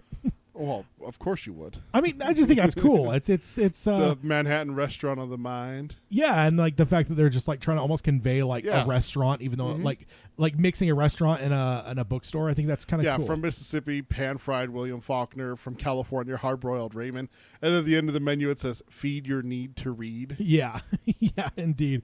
So yeah, that's great. Yeah. So then what do you got here going on in subchapter 12? Jake went in aware that he had, for the first time in 3 weeks, opened a door without hoping madly to find another world on the other side. A bell jingled overhead. The mild, spicy smell of old books hit him, and the smell was somehow like coming home. And I'm not going to lie. Do you remember the age there? Probably junior year to about... I want to say 2010, so about 6 years there, 2004 to 2010. We frequented Barnes and Noble. Oh yeah, all the time, man. Like that was, and for that me, was it was my whole life before too. I remember as a kid, like even like the library. Well, like for me, it was like I loved Barnes and Noble. Like I'd save my allowances and stuff, and like go to Barnes and Noble. Like I remember buying like walkthrough guides for like the original couple Mortal Kombats. And I think the first thing I ever quote unquote saved up for in my life was a hardcover of Scary Stories to Tell in the Dark, and it was the 3 Scary Stories books bound together in one thing. Okay. I still have it in a box somewhere, but it's like because that was like probably like a $30-something book, and like. Yeah. You know, for a kid, like that's a lot. So I had to save for a couple of weeks to get enough money for that. So yeah, like my whole life's been in Barnes and Noble, and yeah, carrying into high school when we finally met and stuff. Like it's still held, right? It holds a special place for me because like previously it was, hey, I want to read this book. My mom would take me to the library to see if they have it. If they didn't, oh well. But once I hit high school, I got the job where we met. Yeah. Started having money and everything. Yeah, disposable income. And it became a thing with you introducing me to Stephen King. At first it was, hey, what do you got, Tad? What do you got for me? And literally Tad would pop open his backpack or pop open his locker and, all right, well, here, read this one. And he'd hand me Salem's Lot, or he'd hand me the Gunslinger, or he'd hand me the Drawing of the Three, and it became that for a little bit. And then it was like junior year, like the next year after we had met, that I'm like, you know what? I need my own collection. Like I think there was a book you were reading. I don't remember what book it was.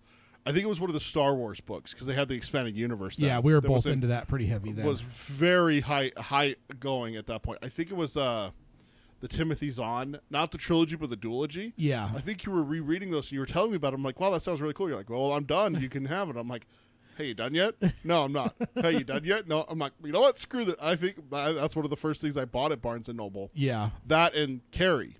Yeah. From Stephen King. So that became a thing for me. And then that's where I also found out like they have comics and they have other things that I could look into. There was history books there and everything. Yeah. So, that's where it became a thing for hell, one of the first dates with my wife, we just went and walked around Barnes & Noble. Yeah. Funny story, a bird pooped on me when we walked out. It's a little shithead. My wife gets a chuckle out of that every time we drive past where that happened. Yeah, I haven't been in Barnes & Noble for a good while. I do audiobooks now. I mean, I do audiobooks. I also do like Kindle stuff a lot more just because I love the convenience of... That's what we're both on right now. Yeah, like the convenience of it all, like having it around with me and stuff. My movie collection's taking up a lot of my extra space. Like I don't know where I would put books if I had them. Like most of the books I actually have now are in boxes because I just don't have space for them. Here's what we're gonna do. We're gonna pile our money together. We're gonna buy a big house. 2 of the rooms are just gonna be movies and books. The third room is gonna be our video game room. Our 4th room will be the studio, and then you can live outside in a tent, and then me and my wife and my daughter will live in one little tiny room in the basement. Hey, me in a tent out in the rain would be sinister. I'd look out like from the 2nd floor. I'd look out, and I'd have like a soda. I'd go to look out the window, and I'd just see you standing there in the rain, wet, pouring down your face. I'd be like, well, I'm going to die tonight. Take a sip of my soda and be like, better go kiss my wife and daughter goodbye. Oh, man. Okay, so let's see. We are in subchapter 12. We had so many short ones, now suddenly not having the actual subchapter on the page because it's actually a little bit longer. Yeah. Threw me off there for a second. So here at the bottom it says the question was, why was he here? Was it luck, or was it some part of that soft, insistent feeling that he was following a trail, a kind of force beam that had been left for him to find? He glanced at the display on the small table to his left, and he knew the answer. So King giving us those fun little cuts there as he cuts to the next subchapter. So so I like that because again it kind of shows like he feels like this like goodness, like the voices are gone. He's feeling, not just him, it seems like it's affecting everyone, right? Like he said like, suddenly it's like everyone in New York, was whiffing on happy gas or laughing gas. Like something is strange here. And then now it's saying like a following a trail, a kind of force beam that had been left for him to find. So that changes it for me a bit because now it's not just this like bubble of like, goodness or whatever that he just found himself in magically. Now he's actually saying like trail, like that. Okay, that makes it more linear. Like now there's something like drawing him, like that's something to do. Yeah.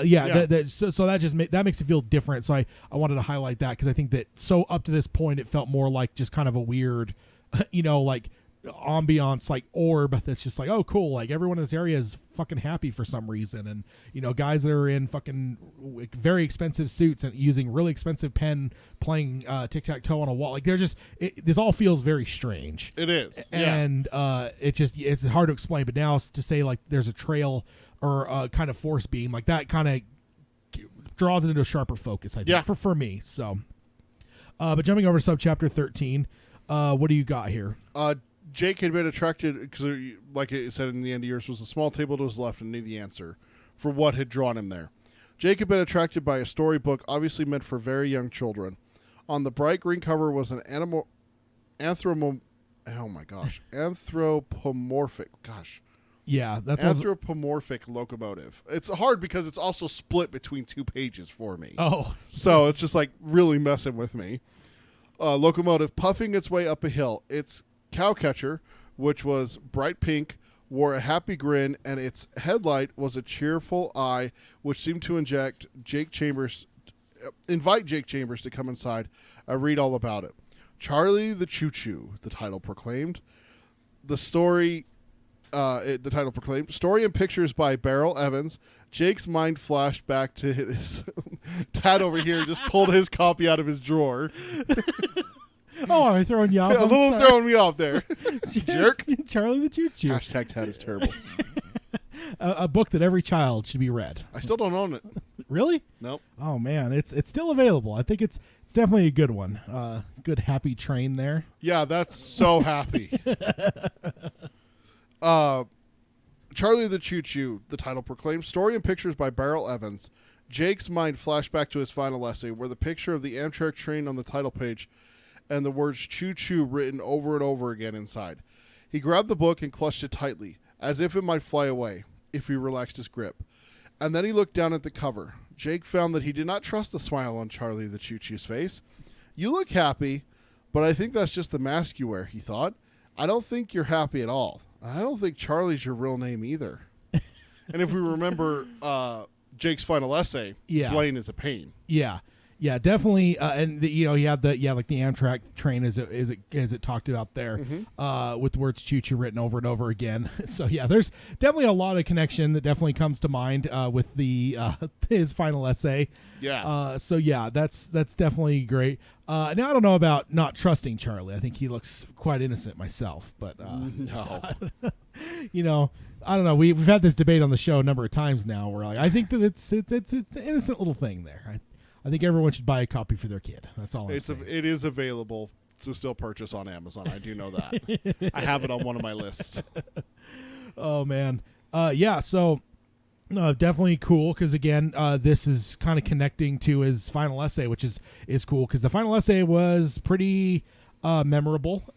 Yeah. So just to see stuff connect to it there, I remember thinking to myself, oh cool, then maybe more, because we already knew Roland was mentioned and stuff, so we knew there was some connection to like Roland, but now to like see like other connections, especially ones in our world and not in Roland's world, is definitely interesting. So yeah, I remember being slightly giddy about this discovery when the first time I read it. I remember just being like, and just wanted to read more, right? Like it's one of those, sometimes you just hit those things where you're just like, ooh, and then he's like, read more.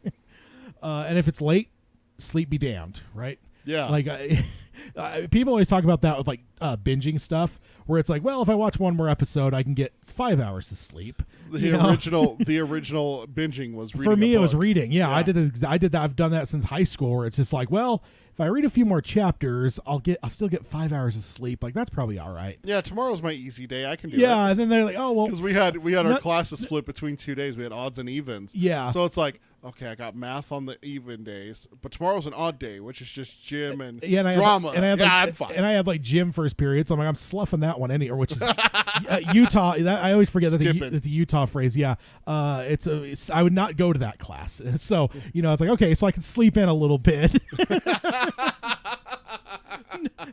I think I like senior year. I think I had a gym class. I don't think I went one time.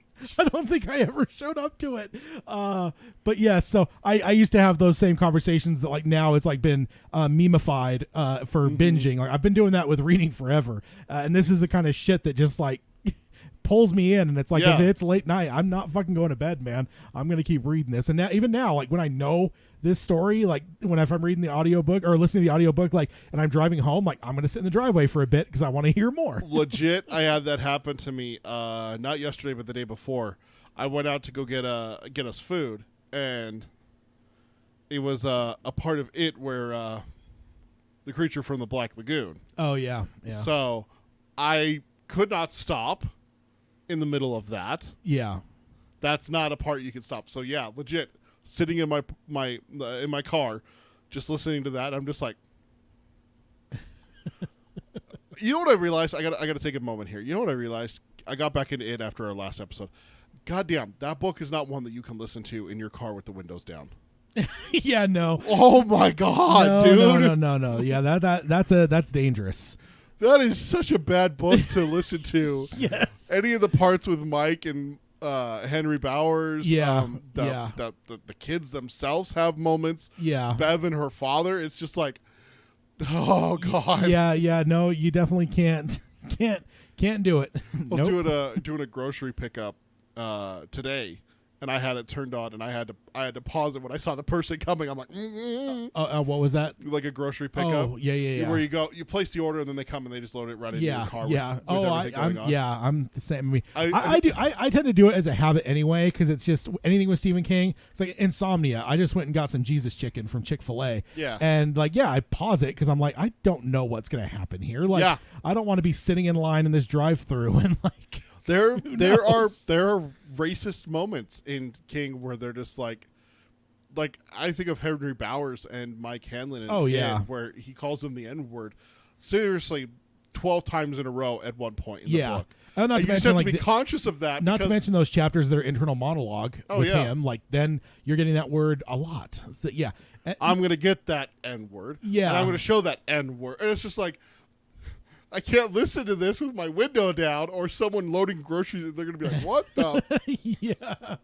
Yeah, no kidding. It's, yeah. And it's not just the racist either. Like there's talks about sex all throughout a lot of King's works and everything. And it's just like, roll up next to a family with their minivan windows down. And then he mounted her. And it's just like, no, don't do that. Yes, very, very dangerous. Very dangerous indeed. Sorry, tangent. And then going on here, no, I get it. Like I said, I just did it today where I went and grabbed some food. And when I got to the drive-thru, hit pause because I am not letting this play. Because I don't want to miss anything, but also there's always danger. There's a chance with King. Yeah. So then going on here, it says standing next to the place where Charlie the Choo-Choo had been was a tattered paperback. The cover was quite badly torn and had been mended with Scotch tape, now yellow with age. The picture showed a puzzled-looking boy and girl with a forest of question marks over their heads. The title of the book was Riddle-de-Dum, Brain Twisters and Puzzles for Everyone. No author was credited. Jake tucked Charlie the Choo-Choo under his arm and picked up the riddle book. That's a second thing that he's picking up here. And then he kind of goes in and looks at, opens it randomly and sees some one like when is a door not a door, when it's a jar. And that kind of thing. So, and I loved this. This I remember just perked me up quite a bit because I love riddles. I've always loved riddles. Yeah. So anytime, like even in this, like we're gonna get one here in a minute. Like I always love I just love them. I don't know. There's something about riddles. Like I'm not overly big into puzzles in different ways, but riddles are one that I enjoy quite a bit. So I'm very Roland when it comes to riddles. I can't think around corners. I'm too linear. Yeah. So a lot of them will bend it or Yeah. And I can't think like that a lot of times. Yeah. Yeah, I can't say I'm necessarily like super good, but I do enjoy them quite a bit. And yeah, I used to even have like something I signed up for would email me like riddles daily and stuff, and that disappeared over the years. I don't know whatever happened to it, but yeah, so I like riddles. So when that popped up here, I remember being quite excited because I'm like, oh, cool. I like riddles. Maybe we'll get some here. You know, I know Tolkien was had his little couple chapters there with a number of riddles, so maybe King will give us some. So what do you got next here?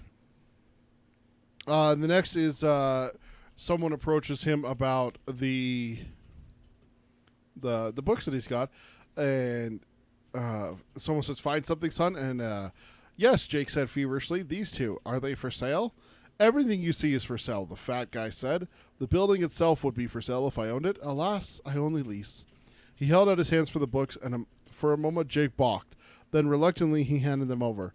Part of him expected the fat guy to flee with them, and if he did, if he gave the slightest indication of trying it, Jake meant to tackle him, rip the books out of his hands, and boogie. He needed those books. I don't know why, but I love the idea of Jake tackling an old fat guy. Yeah. And then boogieing. Do you think he would? Yeah. Like he's saying it here, but like I just think that like Jake is such a reserved and prim and proper kid that like one thing to think, and I just wonder like would he actually do it? He went truant. I believe he would. Yeah. Crazy people do crazy things. Yeah, I guess at this point, Jake would be a full-on crazy person. Yeah, I guess that's true. He's losing his polished edge, is what you're saying there. Yeah. Yeah, I guess that's true. Yeah. So then he said, he introduces himself. I don't necessarily have it highlighted, but he says, "By the way, I'm Calvin Tower." And then Jake kind of reacts in an interesting way, for sure. Then it goes down here. It says, "Calvin Tower shook his hand. Good handle, pard," because Jake gives his name. "Sounds like a footloose hero in a Western novel. The guy who blows into Black Fork, Arizona, cleans up the town, and travels on. Something by Wayne D. Overhoser, maybe. Except you don't look footloose, Jake. You look like you decided the day was a little too nice to be spending in school. Oh, no. We finished up last Friday." And that was the end of my note, but I love the next thing. I bet. It's the first part of what Tower says. Because, like, I remember being there, especially, like, in junior high. I skipped out on class a hell of a lot more than in high school we did, but it was, like, more harmless. We were very tactical with when we skipped and what we skipped. But, like, in junior high, I was in 7th grade, I was really bad with it. And yeah, I always remember, like, whenever I got questioned, I always got pissed. We're like, why does nobody believe that, like, because we always use the excuse that we were in one of the track schools and we were off track at that period, like year-round schools, right? Because then they like go a couple months and they're off a couple, like, whatever, and they break. Year-round, like year-round school. So we'd always use that excuse, and nobody ever believed us. And I always used to get pissed because I'm like, why does nobody believe us? Like, those schools exist, like, and then just to see it here and nobody's believing him, because earlier the guys at the tic-tac-toe kind of called him on it too, like, aren't you supposed to be in school? Like, so it's just funny. I don't know. It made me laugh. You know why no one believes you, Ted? It's because you don't have a believable face. You don't have a face for lying, sir. I had to break it to you. I just think nobody trusts kids when it comes to that kind of Your evilness shows through, even at a young age. Oh, no, I had a little halo, sir. Yeah, I was slipping down over your horns and choking you. Oh, man. So, yeah, I did enjoy, like, this. I definitely remember liking that, just like the grandiose language that Mr. Tower has here. Of course, the name Tower, of course, scratches that tower. Yeah, because we've seen it earlier, right? There was the Leaning Tower, and Roland reacted, and I think just because of it, and like we don't really know what the hell the Dark Tower is. Like, we haven't really been let in. So, like, anything. Well, we had a little bit from Roland's section in this book so far. Yeah, where it's the linchpin and everything like that. He didn't explain that to Eddie and Susanna, but like. Still speaking in riddles to me, it seems like. It still doesn't feel like you don't have the full story for sure. Yeah. So, like, for me, I feel like I remember being, like, excited. It's like, oh, Tower. I'm like, oh, well, this guy's going to be important because nobody named Tower could be not important in this series. So, although the Leaning Tower wasn't that important. So, I guess I shouldn't have thought that. But I remember thinking that where it's like, this guy's going to be crucial. So, just... I don't know. It's one of those things, like, me, like the way I watch movies, I'm the same way. Like, I'll try to, I just try to extrapolate things in my mind. And I remember thinking that where it's like, guy named Tower, like, this can't just be just some fucking rando. Like Right. this is something's going on here. If it is, it's a waste. That's what Yeah. that's what it feels like to me. It's like there's been times in movies and TV shows where I'm like, okay, it'd be really cool if this happened because of that person's actions in episode 1 or the first act. Yeah. If we call back to that, that'd be really cool. And then it doesn't happen, and you're kind of like, Yeah, exactly. I guess the Leaning Tower was somewhat significant, right? There's a pretty big moment there, so it wasn't necessarily unimportant to say, like, I guess I shouldn't brush it off as unimportant, because there was a pretty big event there that we covered last book or the last book in our book club series. So yeah, so far Tower, and it is the Dark Tower series, and we still don't really know what that means. We've had a little bit of insight, but not enough. So I remember being slightly intrigued by Mr. Tower here, and his language makes me laugh. Like it's just the kind of guy you'd expect to be running a bookstore like this. Right. Like it works. Okay, so what do you got next here? So one of the people at the counter tells him to hurry up, sell him the books. He wants to finish the game of chess before the world ends. Hurry. This is Mr. Tower talking. Hurry is antithetical to my nature, Cal said, but he opened Charlie the Choo-Choo and peered at the price penciled on the flyleaf. A fairly common book, but this copy is unusually fine condition. Little kids usually rack the hell out of the ones they like. I should get $12 for it. Goddamn thief, the man who was reading the plague said, and the other browser laughed. Calvin Tower paid no notice. But I can't bear to dock you that much on a day like this. $7 and it's yours. Plus tax, of course. The riddle book you can have for free. Consider it my gift to a boy wise enough to saddle up and light out for the territories on this really last day of spring. See, I love even your voice there when you're giving Tower a voice. Like, oh yeah, you're no Frank Muller, but no, I'm not. I'm not even close. But you gave an inflection there on his voice. Again, it fits. It fits him. Fits. He's one of these characters that, like, you just know what he looks like, you know what he sounds like, and you just I don't know. Yep. It's well written for me. Like a character like this is like. It's a good thing. Like if it's a poorly written character, I just don't think you have the same kind of like whatever. But yeah, this is one definitely you feel it, and some of it is his language, like the things he's saying. And then it goes on here and says, "Don't hurry off, Jake. Now that you're here, come on over to the counter and have a cup of coffee." Your eyes all widen with amazement as I cut Aaron Deepno's spabbed old Kiev defense to ribbons. Don't you wish, said the man who was reading the plague, Aaron Deepno, presumably. I'd like to, but I can't. There's someplace I have to be. Okay, as long as it's not back to school. Jake grinned. No, not to school. That way lies madness. Tower laughed out loud and flipped his glasses up to the top of his head again. Not bad at all. Maybe the younger generation isn't going to hell after all, Aaron. What do you think? Oh, they're going to hell all right, Aaron said. This boy is just an exception to the rule, maybe. So I like that. I like the overall exchange. I love Jake's line there too. That way lies madness. 'Cause it comes off like just he's like matching Calvin's like vernacular, but really he's speaking the truth. Yeah. So I love it. Because I do feel like the inflection I gave on it there. I feel like it is kind of like he gives kind of a Calvin-y spin to it. Like I don't think he like says it in like a brooding way where it's like that way lies madness. Like I just don't see Jake being that way. I feel like he's good enough, because of like the way he's had to deal with his parents, that I think he's good at putting on acts to kind of to whatever. And so I feel like he's just gonna match Calvin's thing and kind of say it in a way that comes off like it's a complete joke. He's a very chameleon type when it comes to people and how they act, Yeah. When he's at Piper School, he's very proper and very, like that's how the Piper people act. Yeah. When he's at the bowling alley, he acts like a guy who frequents a bowling alley, Yeah. And then, like you said, with his parents, he's the boy, it covers that in this book. He's not John, he's not Jake to his father, he's the boy. Yeah. So. Yeah, that's true. So then jumping over to subchapter 14, what do you got here? So he takes his books, he goes outside, and he pops open the riddle book, and he reads, "Riddles are perhaps the oldest of all games people still play today," it began. "The gods and goddesses of Greece myth teased each other with riddles, and they were employed as teaching tools in ancient Rome. The Bible contains several good riddles. One of the most famous of these was told by Samson on the day he was married to Delilah. Out of the eater came forth meat, and out of the strong came forth sweetness. He asked the riddle of several young men who attended his wedding, confident that they wouldn't be able to guess the answer. The young men, however, got Delilah aside, and she whispered the answer to them. Samson was furious and had the young men put to death for cheating.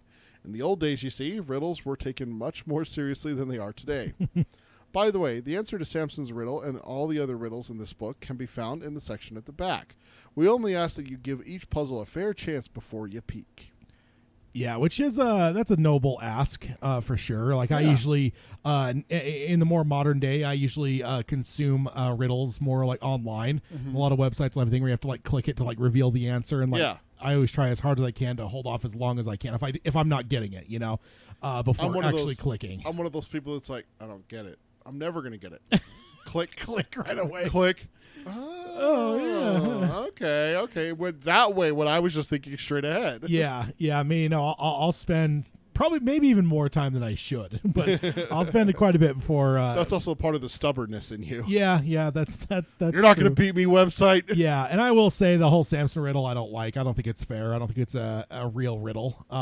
Because riddles have to be like what do I have in my pocket? Like that's not a fucking riddle. Like that's a cheat from Mr. Bilbo there. Yeah. So riddle should be one that's easily evident to everyone. And I just like with Samson's, like I know everyone that knows it because they know the story from the Bible. Even if you're not religious, like the Bible is so pervasive in culture that it's hard not to know it.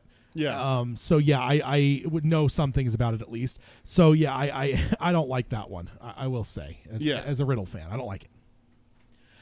Okay, then going on here, it says Jake turned to the back of the book, somehow knowing what he would find even before he got there. Beyond the page marked answers, there was nothing but a few torn fragments and the back cover. This section had been ripped out, and I just knew it too. I don't know why, but like. I just remember when it mentioned like going to the back, I was like, they're not going to fucking be there. I don't know why. Probably because the book was in tatters, right? Like it said it was held together by Scotch tape that had been turning yellow. There was just part of me, it was just like, and I don't know why, like there's no like plot reason to think like, oh, like the answers aren't going to be available to him. But there was just something in my gut that was like a book in that kind of condition, like, I don't know why, because it's the same thing if I found that book, right? If I went to like a flea market or a yard sale, if I saw that book, I'd be, oh, cool, the answers won't be in the back. And that'd probably be the first thing I'd check. And then, I don't know. It's just, maybe it's just the way things work. But well, that's also how King works. So. Yeah, that too. Yeah. Because like I said, I don't even remember thinking about it from the perspective of the plot. I just remember thinking like. It's not going to be there. Yeah, it's not going to be there. Because even for Jake's sake, like it needs to be more difficult. I don't know. Then a little bit further down here it says Calvin Tower looked upon because then he goes back in, and then Calvin Tower looked up from the chessboard. Change your mind about that cup of coffee, Hyperborean wanderer. No, I wanted to ask you if you knew the answer to a riddle. Fire away, Tower invited and moved upon. Samson told it. The strong guy in the Bible. It goes like this. Out of the eater came forth meat, said Aaron Deepnose, swinging around again to look at Jake. And out of the strong came forth sweetness. That one? Yeah, it is, Jake said. How'd you know? And then he said, I've been around the block a time or two. So, because again, it's one of those things like, I don't know if Samson had a lot of riddles, but I'm guessing if you say Samson's riddle, everyone knows what that is. Like, Jake's a kid. He's not going to necessarily get that. But, like, from adult side, it's like, oh, yeah, you're like Samson's riddle, like, yeah, I'm sure someone's going to know that. So for Jake, he's like, how'd you know? But for us, we're like reading it. We're like, of course he knows. It's like, the Bible, dude. Yeah, it's the Bible. Like most read book in the history of mankind. Yeah, it's like, and again, it's so like in everything. Like there's terms of phrases that we use as just an average language. A lot of them that people don't even realize anymore. That are like there's just things from the Bible that people don't understand. And like are all over culture. I always tell people the two biggest ones in the English language are the Bible and baseball. I don't know if people realize how much of just everyday language comes from those two places.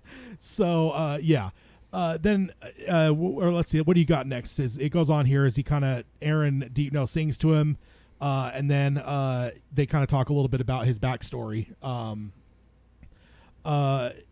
Let's see. No, I think you got the... Oh, is it? Oh, okay, my bad. The next one here. Okay, so they go over the answer to the Samson riddle. And then, okay, now try this one, Aaron. Closed his eyes for a moment and then recited. What can run but never walks, has a mouth but never talks, has a bed but never sleeps, Has a head but never weeps. Smart ass, Tower growled at Aaron. Jake thought it over and then shook his head, and he could have worried it longer. He found the business of riddles both fascinating and charming, but he had a strong feeling that he ought to be moving on from here, that he had other business on 2nd Avenue this morning. I give up.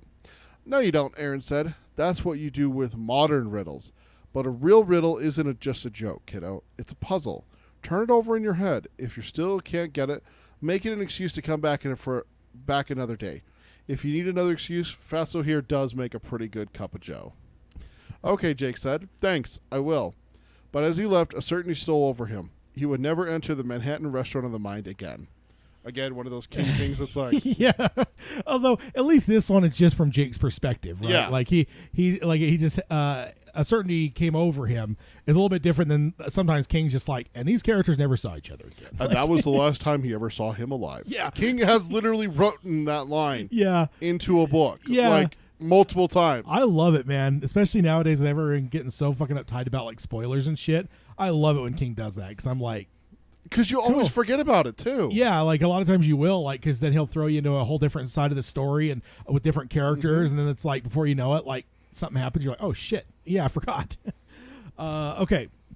So then, and also that riddle, by the way, I like, but it is a very well-worn riddle. Yeah. Like, I feel like if it's like if Riddles were a Queen album, that's We Will Rock You. That one just, it feels like every fucking like thing when it comes to riddles, that's usually one of the first ones that comes out. So it's a very easy one. Do you remember or...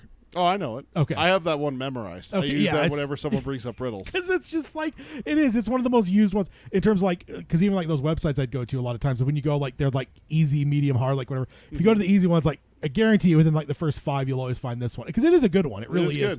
It just, its repetition is kind of hurt it a tiny bit. But, which of course it's a river. Is the answer there. Yeah. And that, again, but that's a good one though. I like that one a lot. Unlike the Samson one, that one actually jives. I'm not going to be a riddle critic, but I don't know. Sounds like you're a riddle snob, is what it sounds like. No, I don't think so. I can't wait to see Riddler though. That'll be fun. Yeah.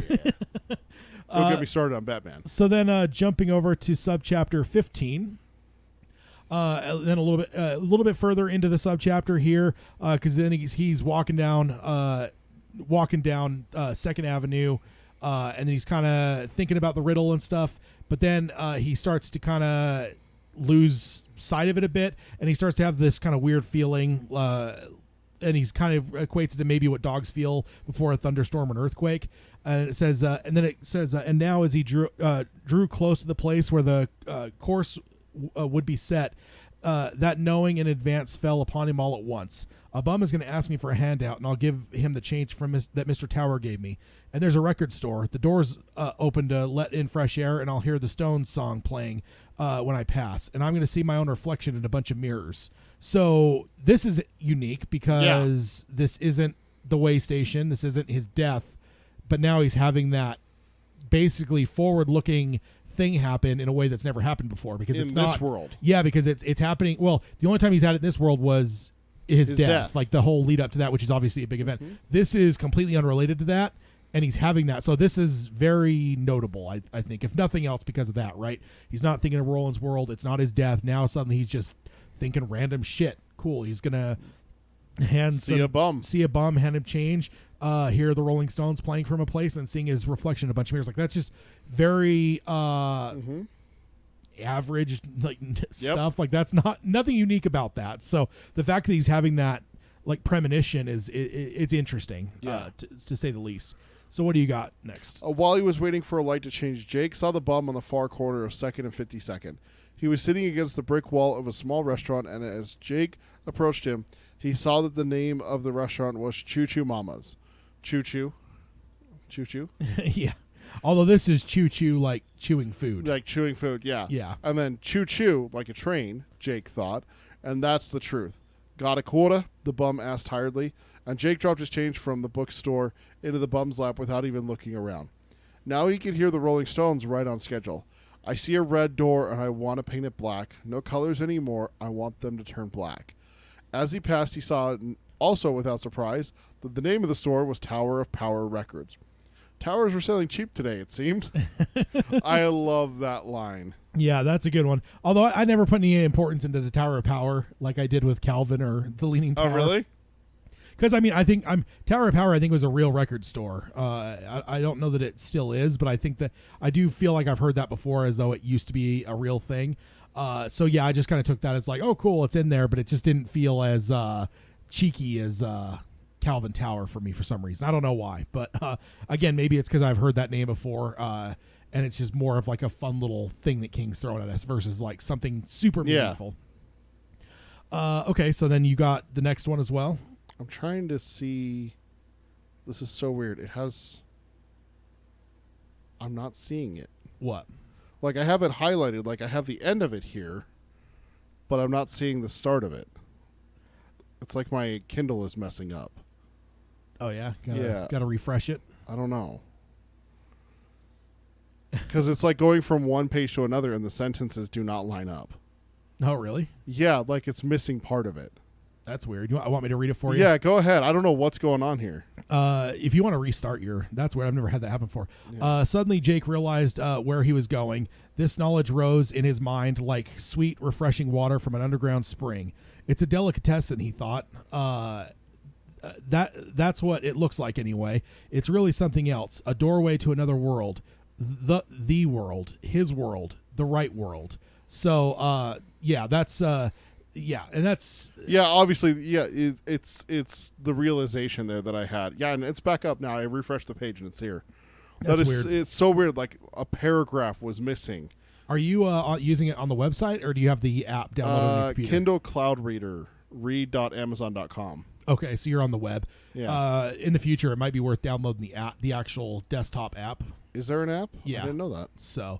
I mean, I've never had an issue with it here. I think I've had more issues with it on the computer. Oh, you gotta be kidding me. Is that what I've been doing wrong this whole time? What? I haven't been using the app? Yeah, I mean, a lot of people use the web-based stuff, but the app is handy. It just feels more quote-unquote stable to me because it's not on the internet. It's not the internet, quote-unquote, directly. It's because you actually download the book, I think, in your Kindle app on your computer and stuff. So it's actually like locally. Well, because we had the issue when we were doing Drawn to the 3 after our break there, where my highlights weren't showing up where I could read them. I had to do a fill with the settings, and I didn't know why it changed. It's probably because I switched accidentally from using the app to the website. Oh, yeah, it could be. Yeah. So yeah, that's again a premonition here with Jake. He's realizing that he thinks a delicatessen, or a deli for most people, I think. But he says he knows it's something else. It's a doorway to Roland's world. So, very interesting thing. Did you have any other thoughts on that? No, just that it obviously is something with Jake here. Like, oh, okay, here's an out. Like, I'm gonna find it. This is it. This is it. Yeah. And after everything that's happened, finding being led to the Manhattan Restaurant of the Mind, the books and everything like that. The voices have stopped. You think this is it? Okay, you actually start to get your hopes up a little bit. Yeah, exactly. Yeah, for sure. Then going on here, it says he began to sprint all out now. His tie fluttered behind his left shoulder. His hair had blown back from his forehead. His school loafers hammered the sidewalk. He ignored the stares and some amused, some merely curious of the passers-by. That as he had ignored the van driver's outraged shout. And then the next little bit there says up here on the corner next to the stationery store. And then a little bit further down, it says the door, he thought ecstatically. I'm going to see it. And I'm going to stop. And I'm going to stop? No way, Jose. I'm going straight through it. And if it's locked, I'm flattening it right in front of me. And then it cuts off there. Then he saw what was on the corner of 2nd and 46th. And stopped after all, skidded to a halt, in fact, and on the heels of his loafers. He stood there in the middle of the sidewalk, hands clenched, his breath rasping harshly in and out of his lungs, his hair falling back onto his forehead in sweaty clumps. No, he almost whispered. No, but the near frantic negotiation did not change what he saw, which was nothing at all. There was nothing to see but a short board fence and a littered, weedy lot behind it. The building which had stood there had been demolished. So, again, sad trombone for Jake. For Jeez. Stephen King, man, he just keeps beating the shit out of this kid. It reminds me of basketball. God must really hate that little kid. Like, I don't know. Maybe that's I think that's kind of a cult movie. I don't think it's as popular as whatever. But if you're a fan, you're aware of that. But because again, King is the god of this, right? Because he's writing it.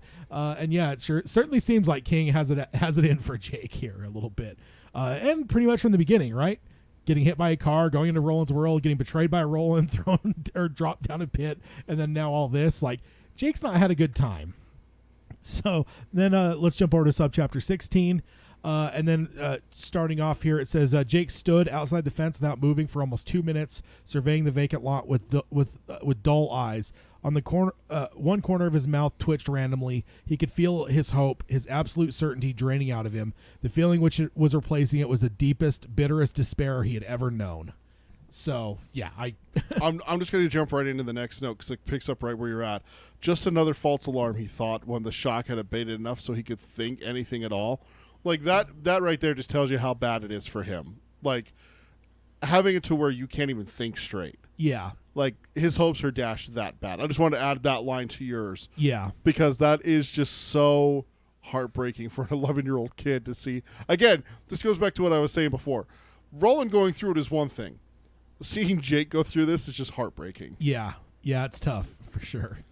Continuing on, it says, another false alarm, blind alley, dry well. Now the voices will start up again, and when they do, I think I'm going to start screaming, and that's okay.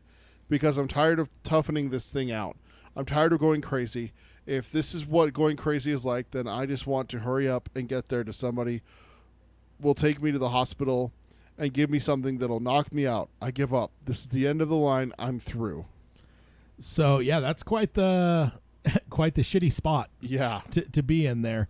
And then as it goes on here a little bit further down, it says he's looking at some different things. There's a sign standing in the middle of the trashed, littered, weedy waste ground. There's a sign, and it says, Mills Construction and Somber Real Estate Associates are continuing to remake the face of Manhattan. Coming soon to this location, Turtle Bay Luxury Condominiums. Call 555-6712 for information. You'll be glad you did. So, a lot of exclamation points there. Very jovial and happy sign. So, yeah, I almost screen grabbed that for the thing, but it just didn't seem... It's just text in a box. Like, it's not really super visually compelling, so felt just reading it was good. But, yeah, so we got that. And then, let's see... Oh, okay. I actually have another one. Sorry, I forgot to put it on the notes here. Okay. Coming soon, maybe. But Jake had his doubts. The letters on the sign were faded and was sagging a little. At least one graffiti artist, Bango Skank by name, had left his mark across the artist's drawing of the Turtle Bay Luxury Condominiums in bright blue spray paint. Jake wondered if the project had been postponed or if it had maybe just gone belly up. He remembered hearing his father talking on the telephone to his business advisor not 2 weeks ago, or a fortnight, yelling yelling at the man to stay away from any more condo investments. Quote, I don't care how good the tax picture looks. He nearly screamed. This was, so far as Jake could tell, his father's normal tone of voice when discussing business matters. The Coke in his desk drawer might have had something to do with that. Quote, when they're offering a goddamn TV set just so you'll come down to look at a blueprint, something's wrong. And, like, to me, like, I just feel like that's something I feel like I would hear my grandpa saying. My grandpa's nothing like Jake's dad. Yeah. But, like, my grandpa is definitely the type that would see something like that. Be like, well, why the fuck are they giving away TVs? Like, there's obviously something, fishy about it if they have to do that to get people in. It's like the whole, like, timeshare bullshit, I remember when we were really young. There was we went to Vegas is when they were doing the more family friendly attractions and stuff. Oh, okay. And there was somebody like on the sidewalk that sidled up to the family as we were walking down the strip, like, "Hey, do you guys want to go to the this show for free?" And my parents are obviously suspicious, and we were kids like, "Yeah, we'd love, we want to. It's free. You can't say no." And then we ended up following the guy, and then realized it was you had to go into this seminar and listen to their shit, and it was a timeshare bullshit. It's just a fucking scam, basically. But Yeah, just made me laugh a little bit because it definitely it rings very true. As much as we've not liked everything we've heard about Jake's dad, that actually sounds like sound advice. Yeah, no kidding. So now, what do you got next? I also just want to say the reason I wanted to highlight that is because it actually gives you some context that the sign is beat up, it's worn, it's been graffitied up. So Jake has maybe the thought that this sign may not necessarily be the reality anymore. So that's of interest, I suppose. A little further along, another graffito had been spray painted on the fence. This one in what once certainly undoubtedly had been bright red, but which now faded to the dusky pink of late summer roses. Jake whispered the words along, his eyes wide and fascinated. See the turtle of enormous girth. On his shell he holds the earth. If you want to run and play, come along the beam today. Yeah, that's definitely a little fun one for sure. Right? And like to me, like I'll say, like when it comes to like even earlier when Aaron Deepno sings, like I'll like read it, but like I don't know, sometimes I'm just not into like music lyrics and stuff. That's one of the biggest things I hate about like the Lord of the Rings stuff. It's like anytime it gets into like songs and stuff, like I just don't find that interesting a lot of the times. Oh really? For me it's so like whenever there's like these like indented things like this, I'm always like slightly suspicious because I'm just like, I don't know if I'm really into like whatever, but this one is actually good. I remember, okay, it's not bad, but I just remember that for some reason. Cause when I read things, unless it's super short, like the Paint It Black lyrics you read earlier, like cool. Yeah. It's the line. It's 2 lines from the song. Like, and it's a song I know, but like the Aaron Deepno thing, like you could probably quiz me and I couldn't tell you much of what was said there. Cause I just like, okay, cool. He's reading or he's reciting song lyrics. Like, not interested. But this one here is good with the turtle. Then it goes on. It says he's not sure about what this might come from. But then he does, but then he says, or he does know where the origin of it comes from, because Manhattan's east side was known after all as Turtle Bay. It says, but that didn't explain the goose flesh, which is now running up the center of his back in a rough stripe, or the clear sense that he had found another road sign along some fabulous hidden highway. That is interesting because that is King, I think, kind of highlighting it for us a little bit, where it's just like, he's showing us a few different graffitis and stuff, but this is something else because Jake's having a reaction here. I think it's King's way as an author to kind of let us know that like maybe there's some significance to this. Yeah, for sure. One thing I also found interesting over the last little maybe year or so reading King is goose flesh is one I've never really heard until reading King. Really? Like goosebumps is what I've always heard. Like, yeah, like that's the phrase I would use. Like, if I got goosebumps or whatever. So goose flesh was a whole new one for me with King. But what I found over the last year was reading is I found some King stuff where he actually says like goosebumps instead of goose flesh. Oh, does he? And I'm like, that's weird. So now I've just like this thing now where like as I'm gonna go through read anything King, like I'm gonna start like noting in my head. Now I'm not gonna like track it on like anything other than just in my head, but it is one of those interesting things where I've always just thought like, oh, goose flesh, maybe it's a little bit more prevalent in like Maine or something like that, like the phrasing, because terms are different everywhere.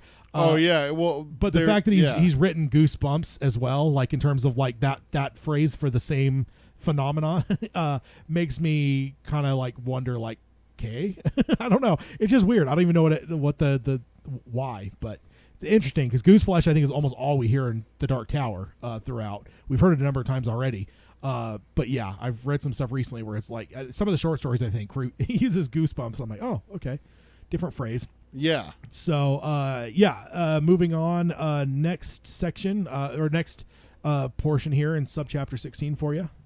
He simply lay there. So he's gone up and over the fence now, and he twists his ankle. He simply lay there for a moment, waiting to get his breath back. He didn't think he was badly hurt, but he twisted his ankle, and it would probably swell. He'd be walking with a limp by the time he got home. He'd just have to grin and bear it, though. He sure didn't have cab fare. You don't really plan to go home, do you? They'll eat you alive. I wanted to highlight that because of what you highlighted earlier with his parents not noticing what's wrong with him. Yeah. I could just imagine how they would react to him skipping school. Yeah. And everything with him. Yeah. Okay, so next up I have one here. Looks like I've accidentally converged a couple notes, though, so I'll have to make sure I stop in the right spot. Right now he was going to explore this lot, which had which had drawn him as surely as magnets draw steel shavings. That feeling of power was still around him, he realized, and stronger than ever, but he didn't think it was just a vacant lot. Something was going on here, something big. He could feel it thrumming in the air, like loose bolts escaping from the biggest power plant in the world.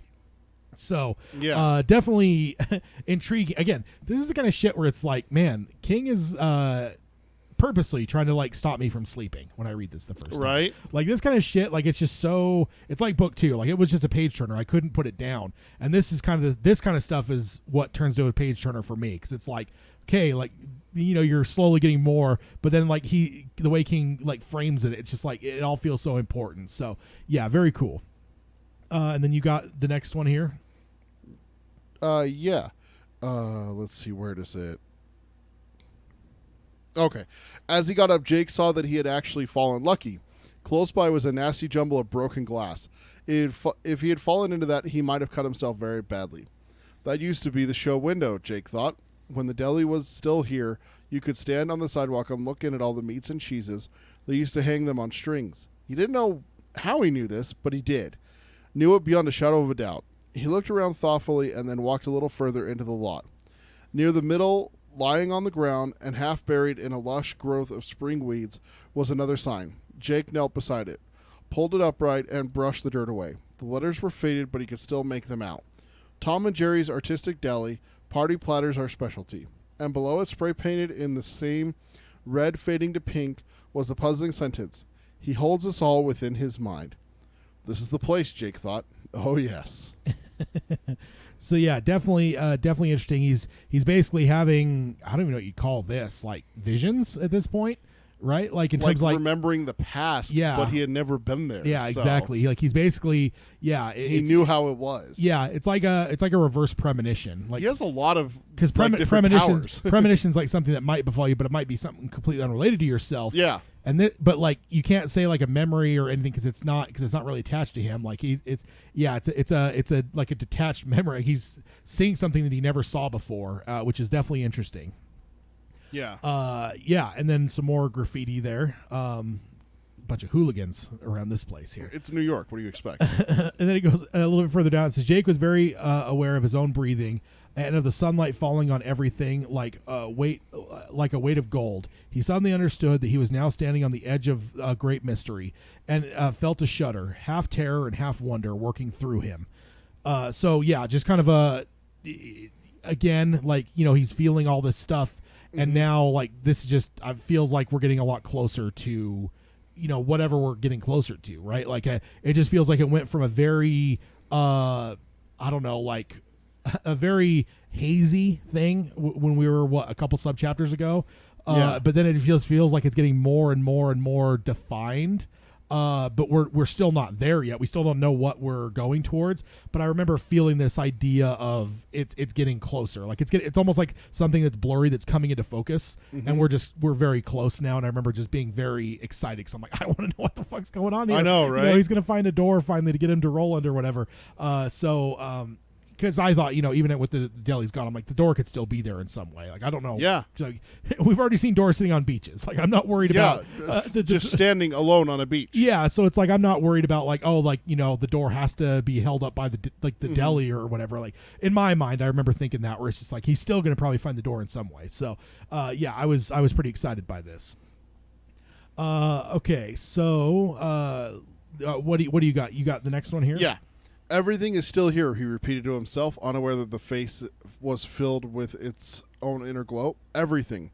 He was hearing a sound. He had been hearing it ever since he had entered the lot, in fact. It was a wonderful high humming, inexpressibly lonely and inexpressibly lovely.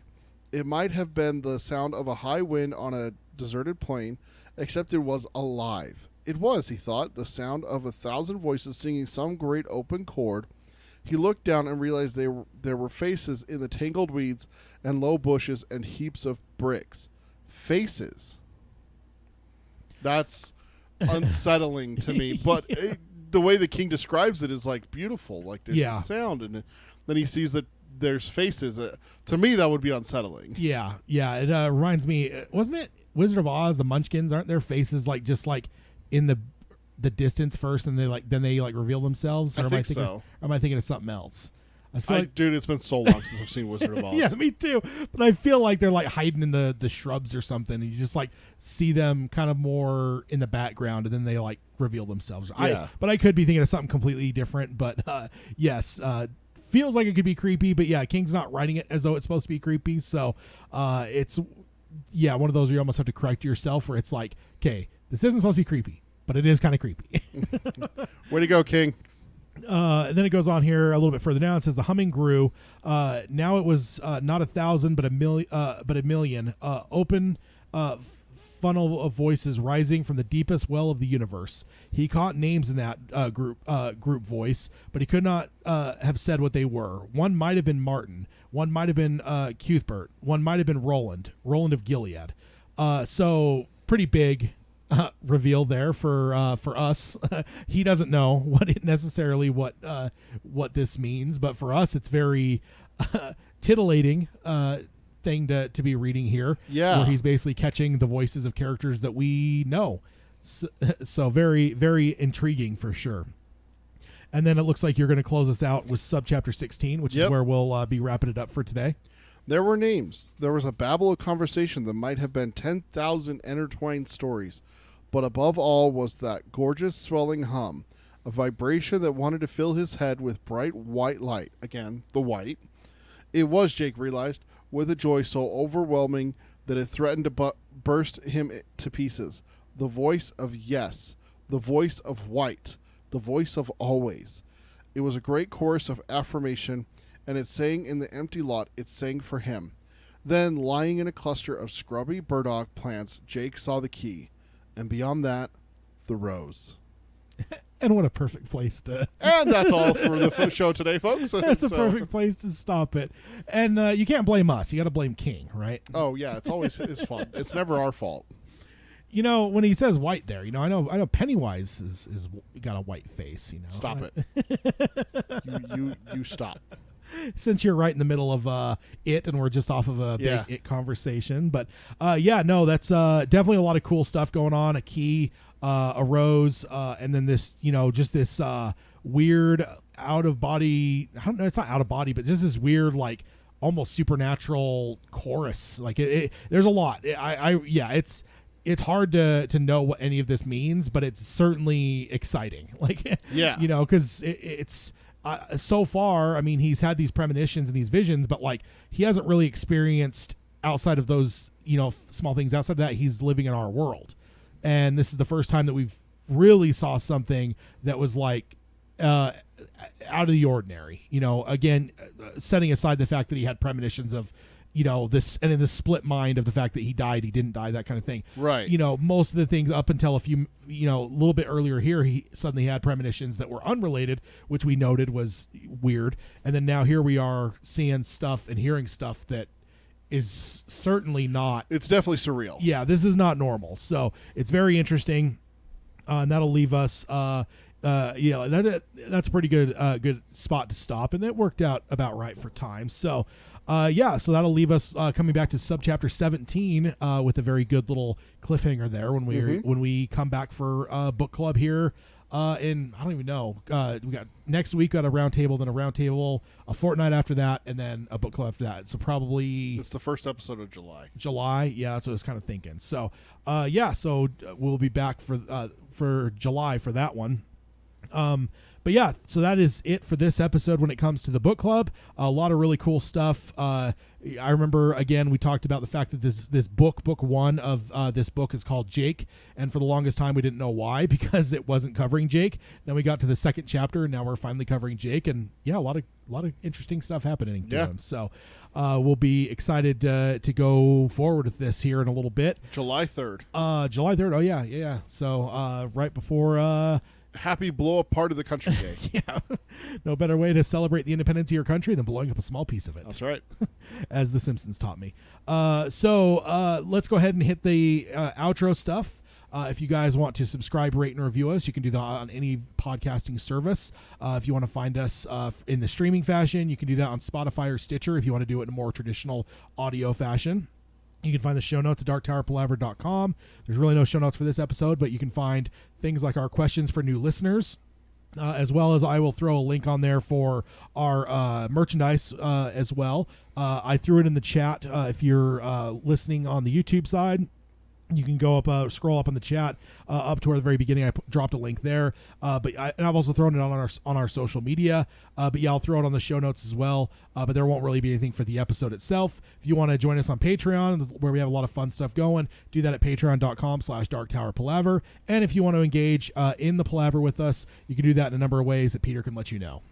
Email us. It's darktowerpalaver@gmail.com is the best way to reach us.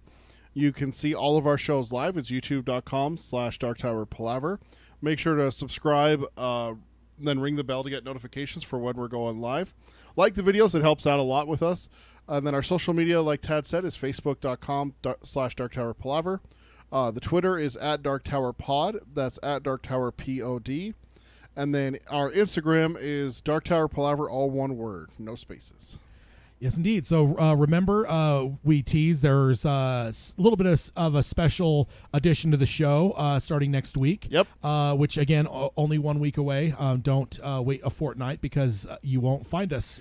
You're just trying to find ways to say fortnight. Well, if somebody tried to follow our normal pattern, true. they'd end up on a dead week with nothing happening. So Yeah. Come back in a week because this episode technically should have happened a week ago. We moved it, so we keep our schedule consistent. Otherwise, though, so we'll just end up with back-to-back shows. So join us back here in a week as we have another roundtable, which feels like because we had the IT episode, so this will be the first traditional roundtable in a minute. So that'll be a lot of fun. Since April.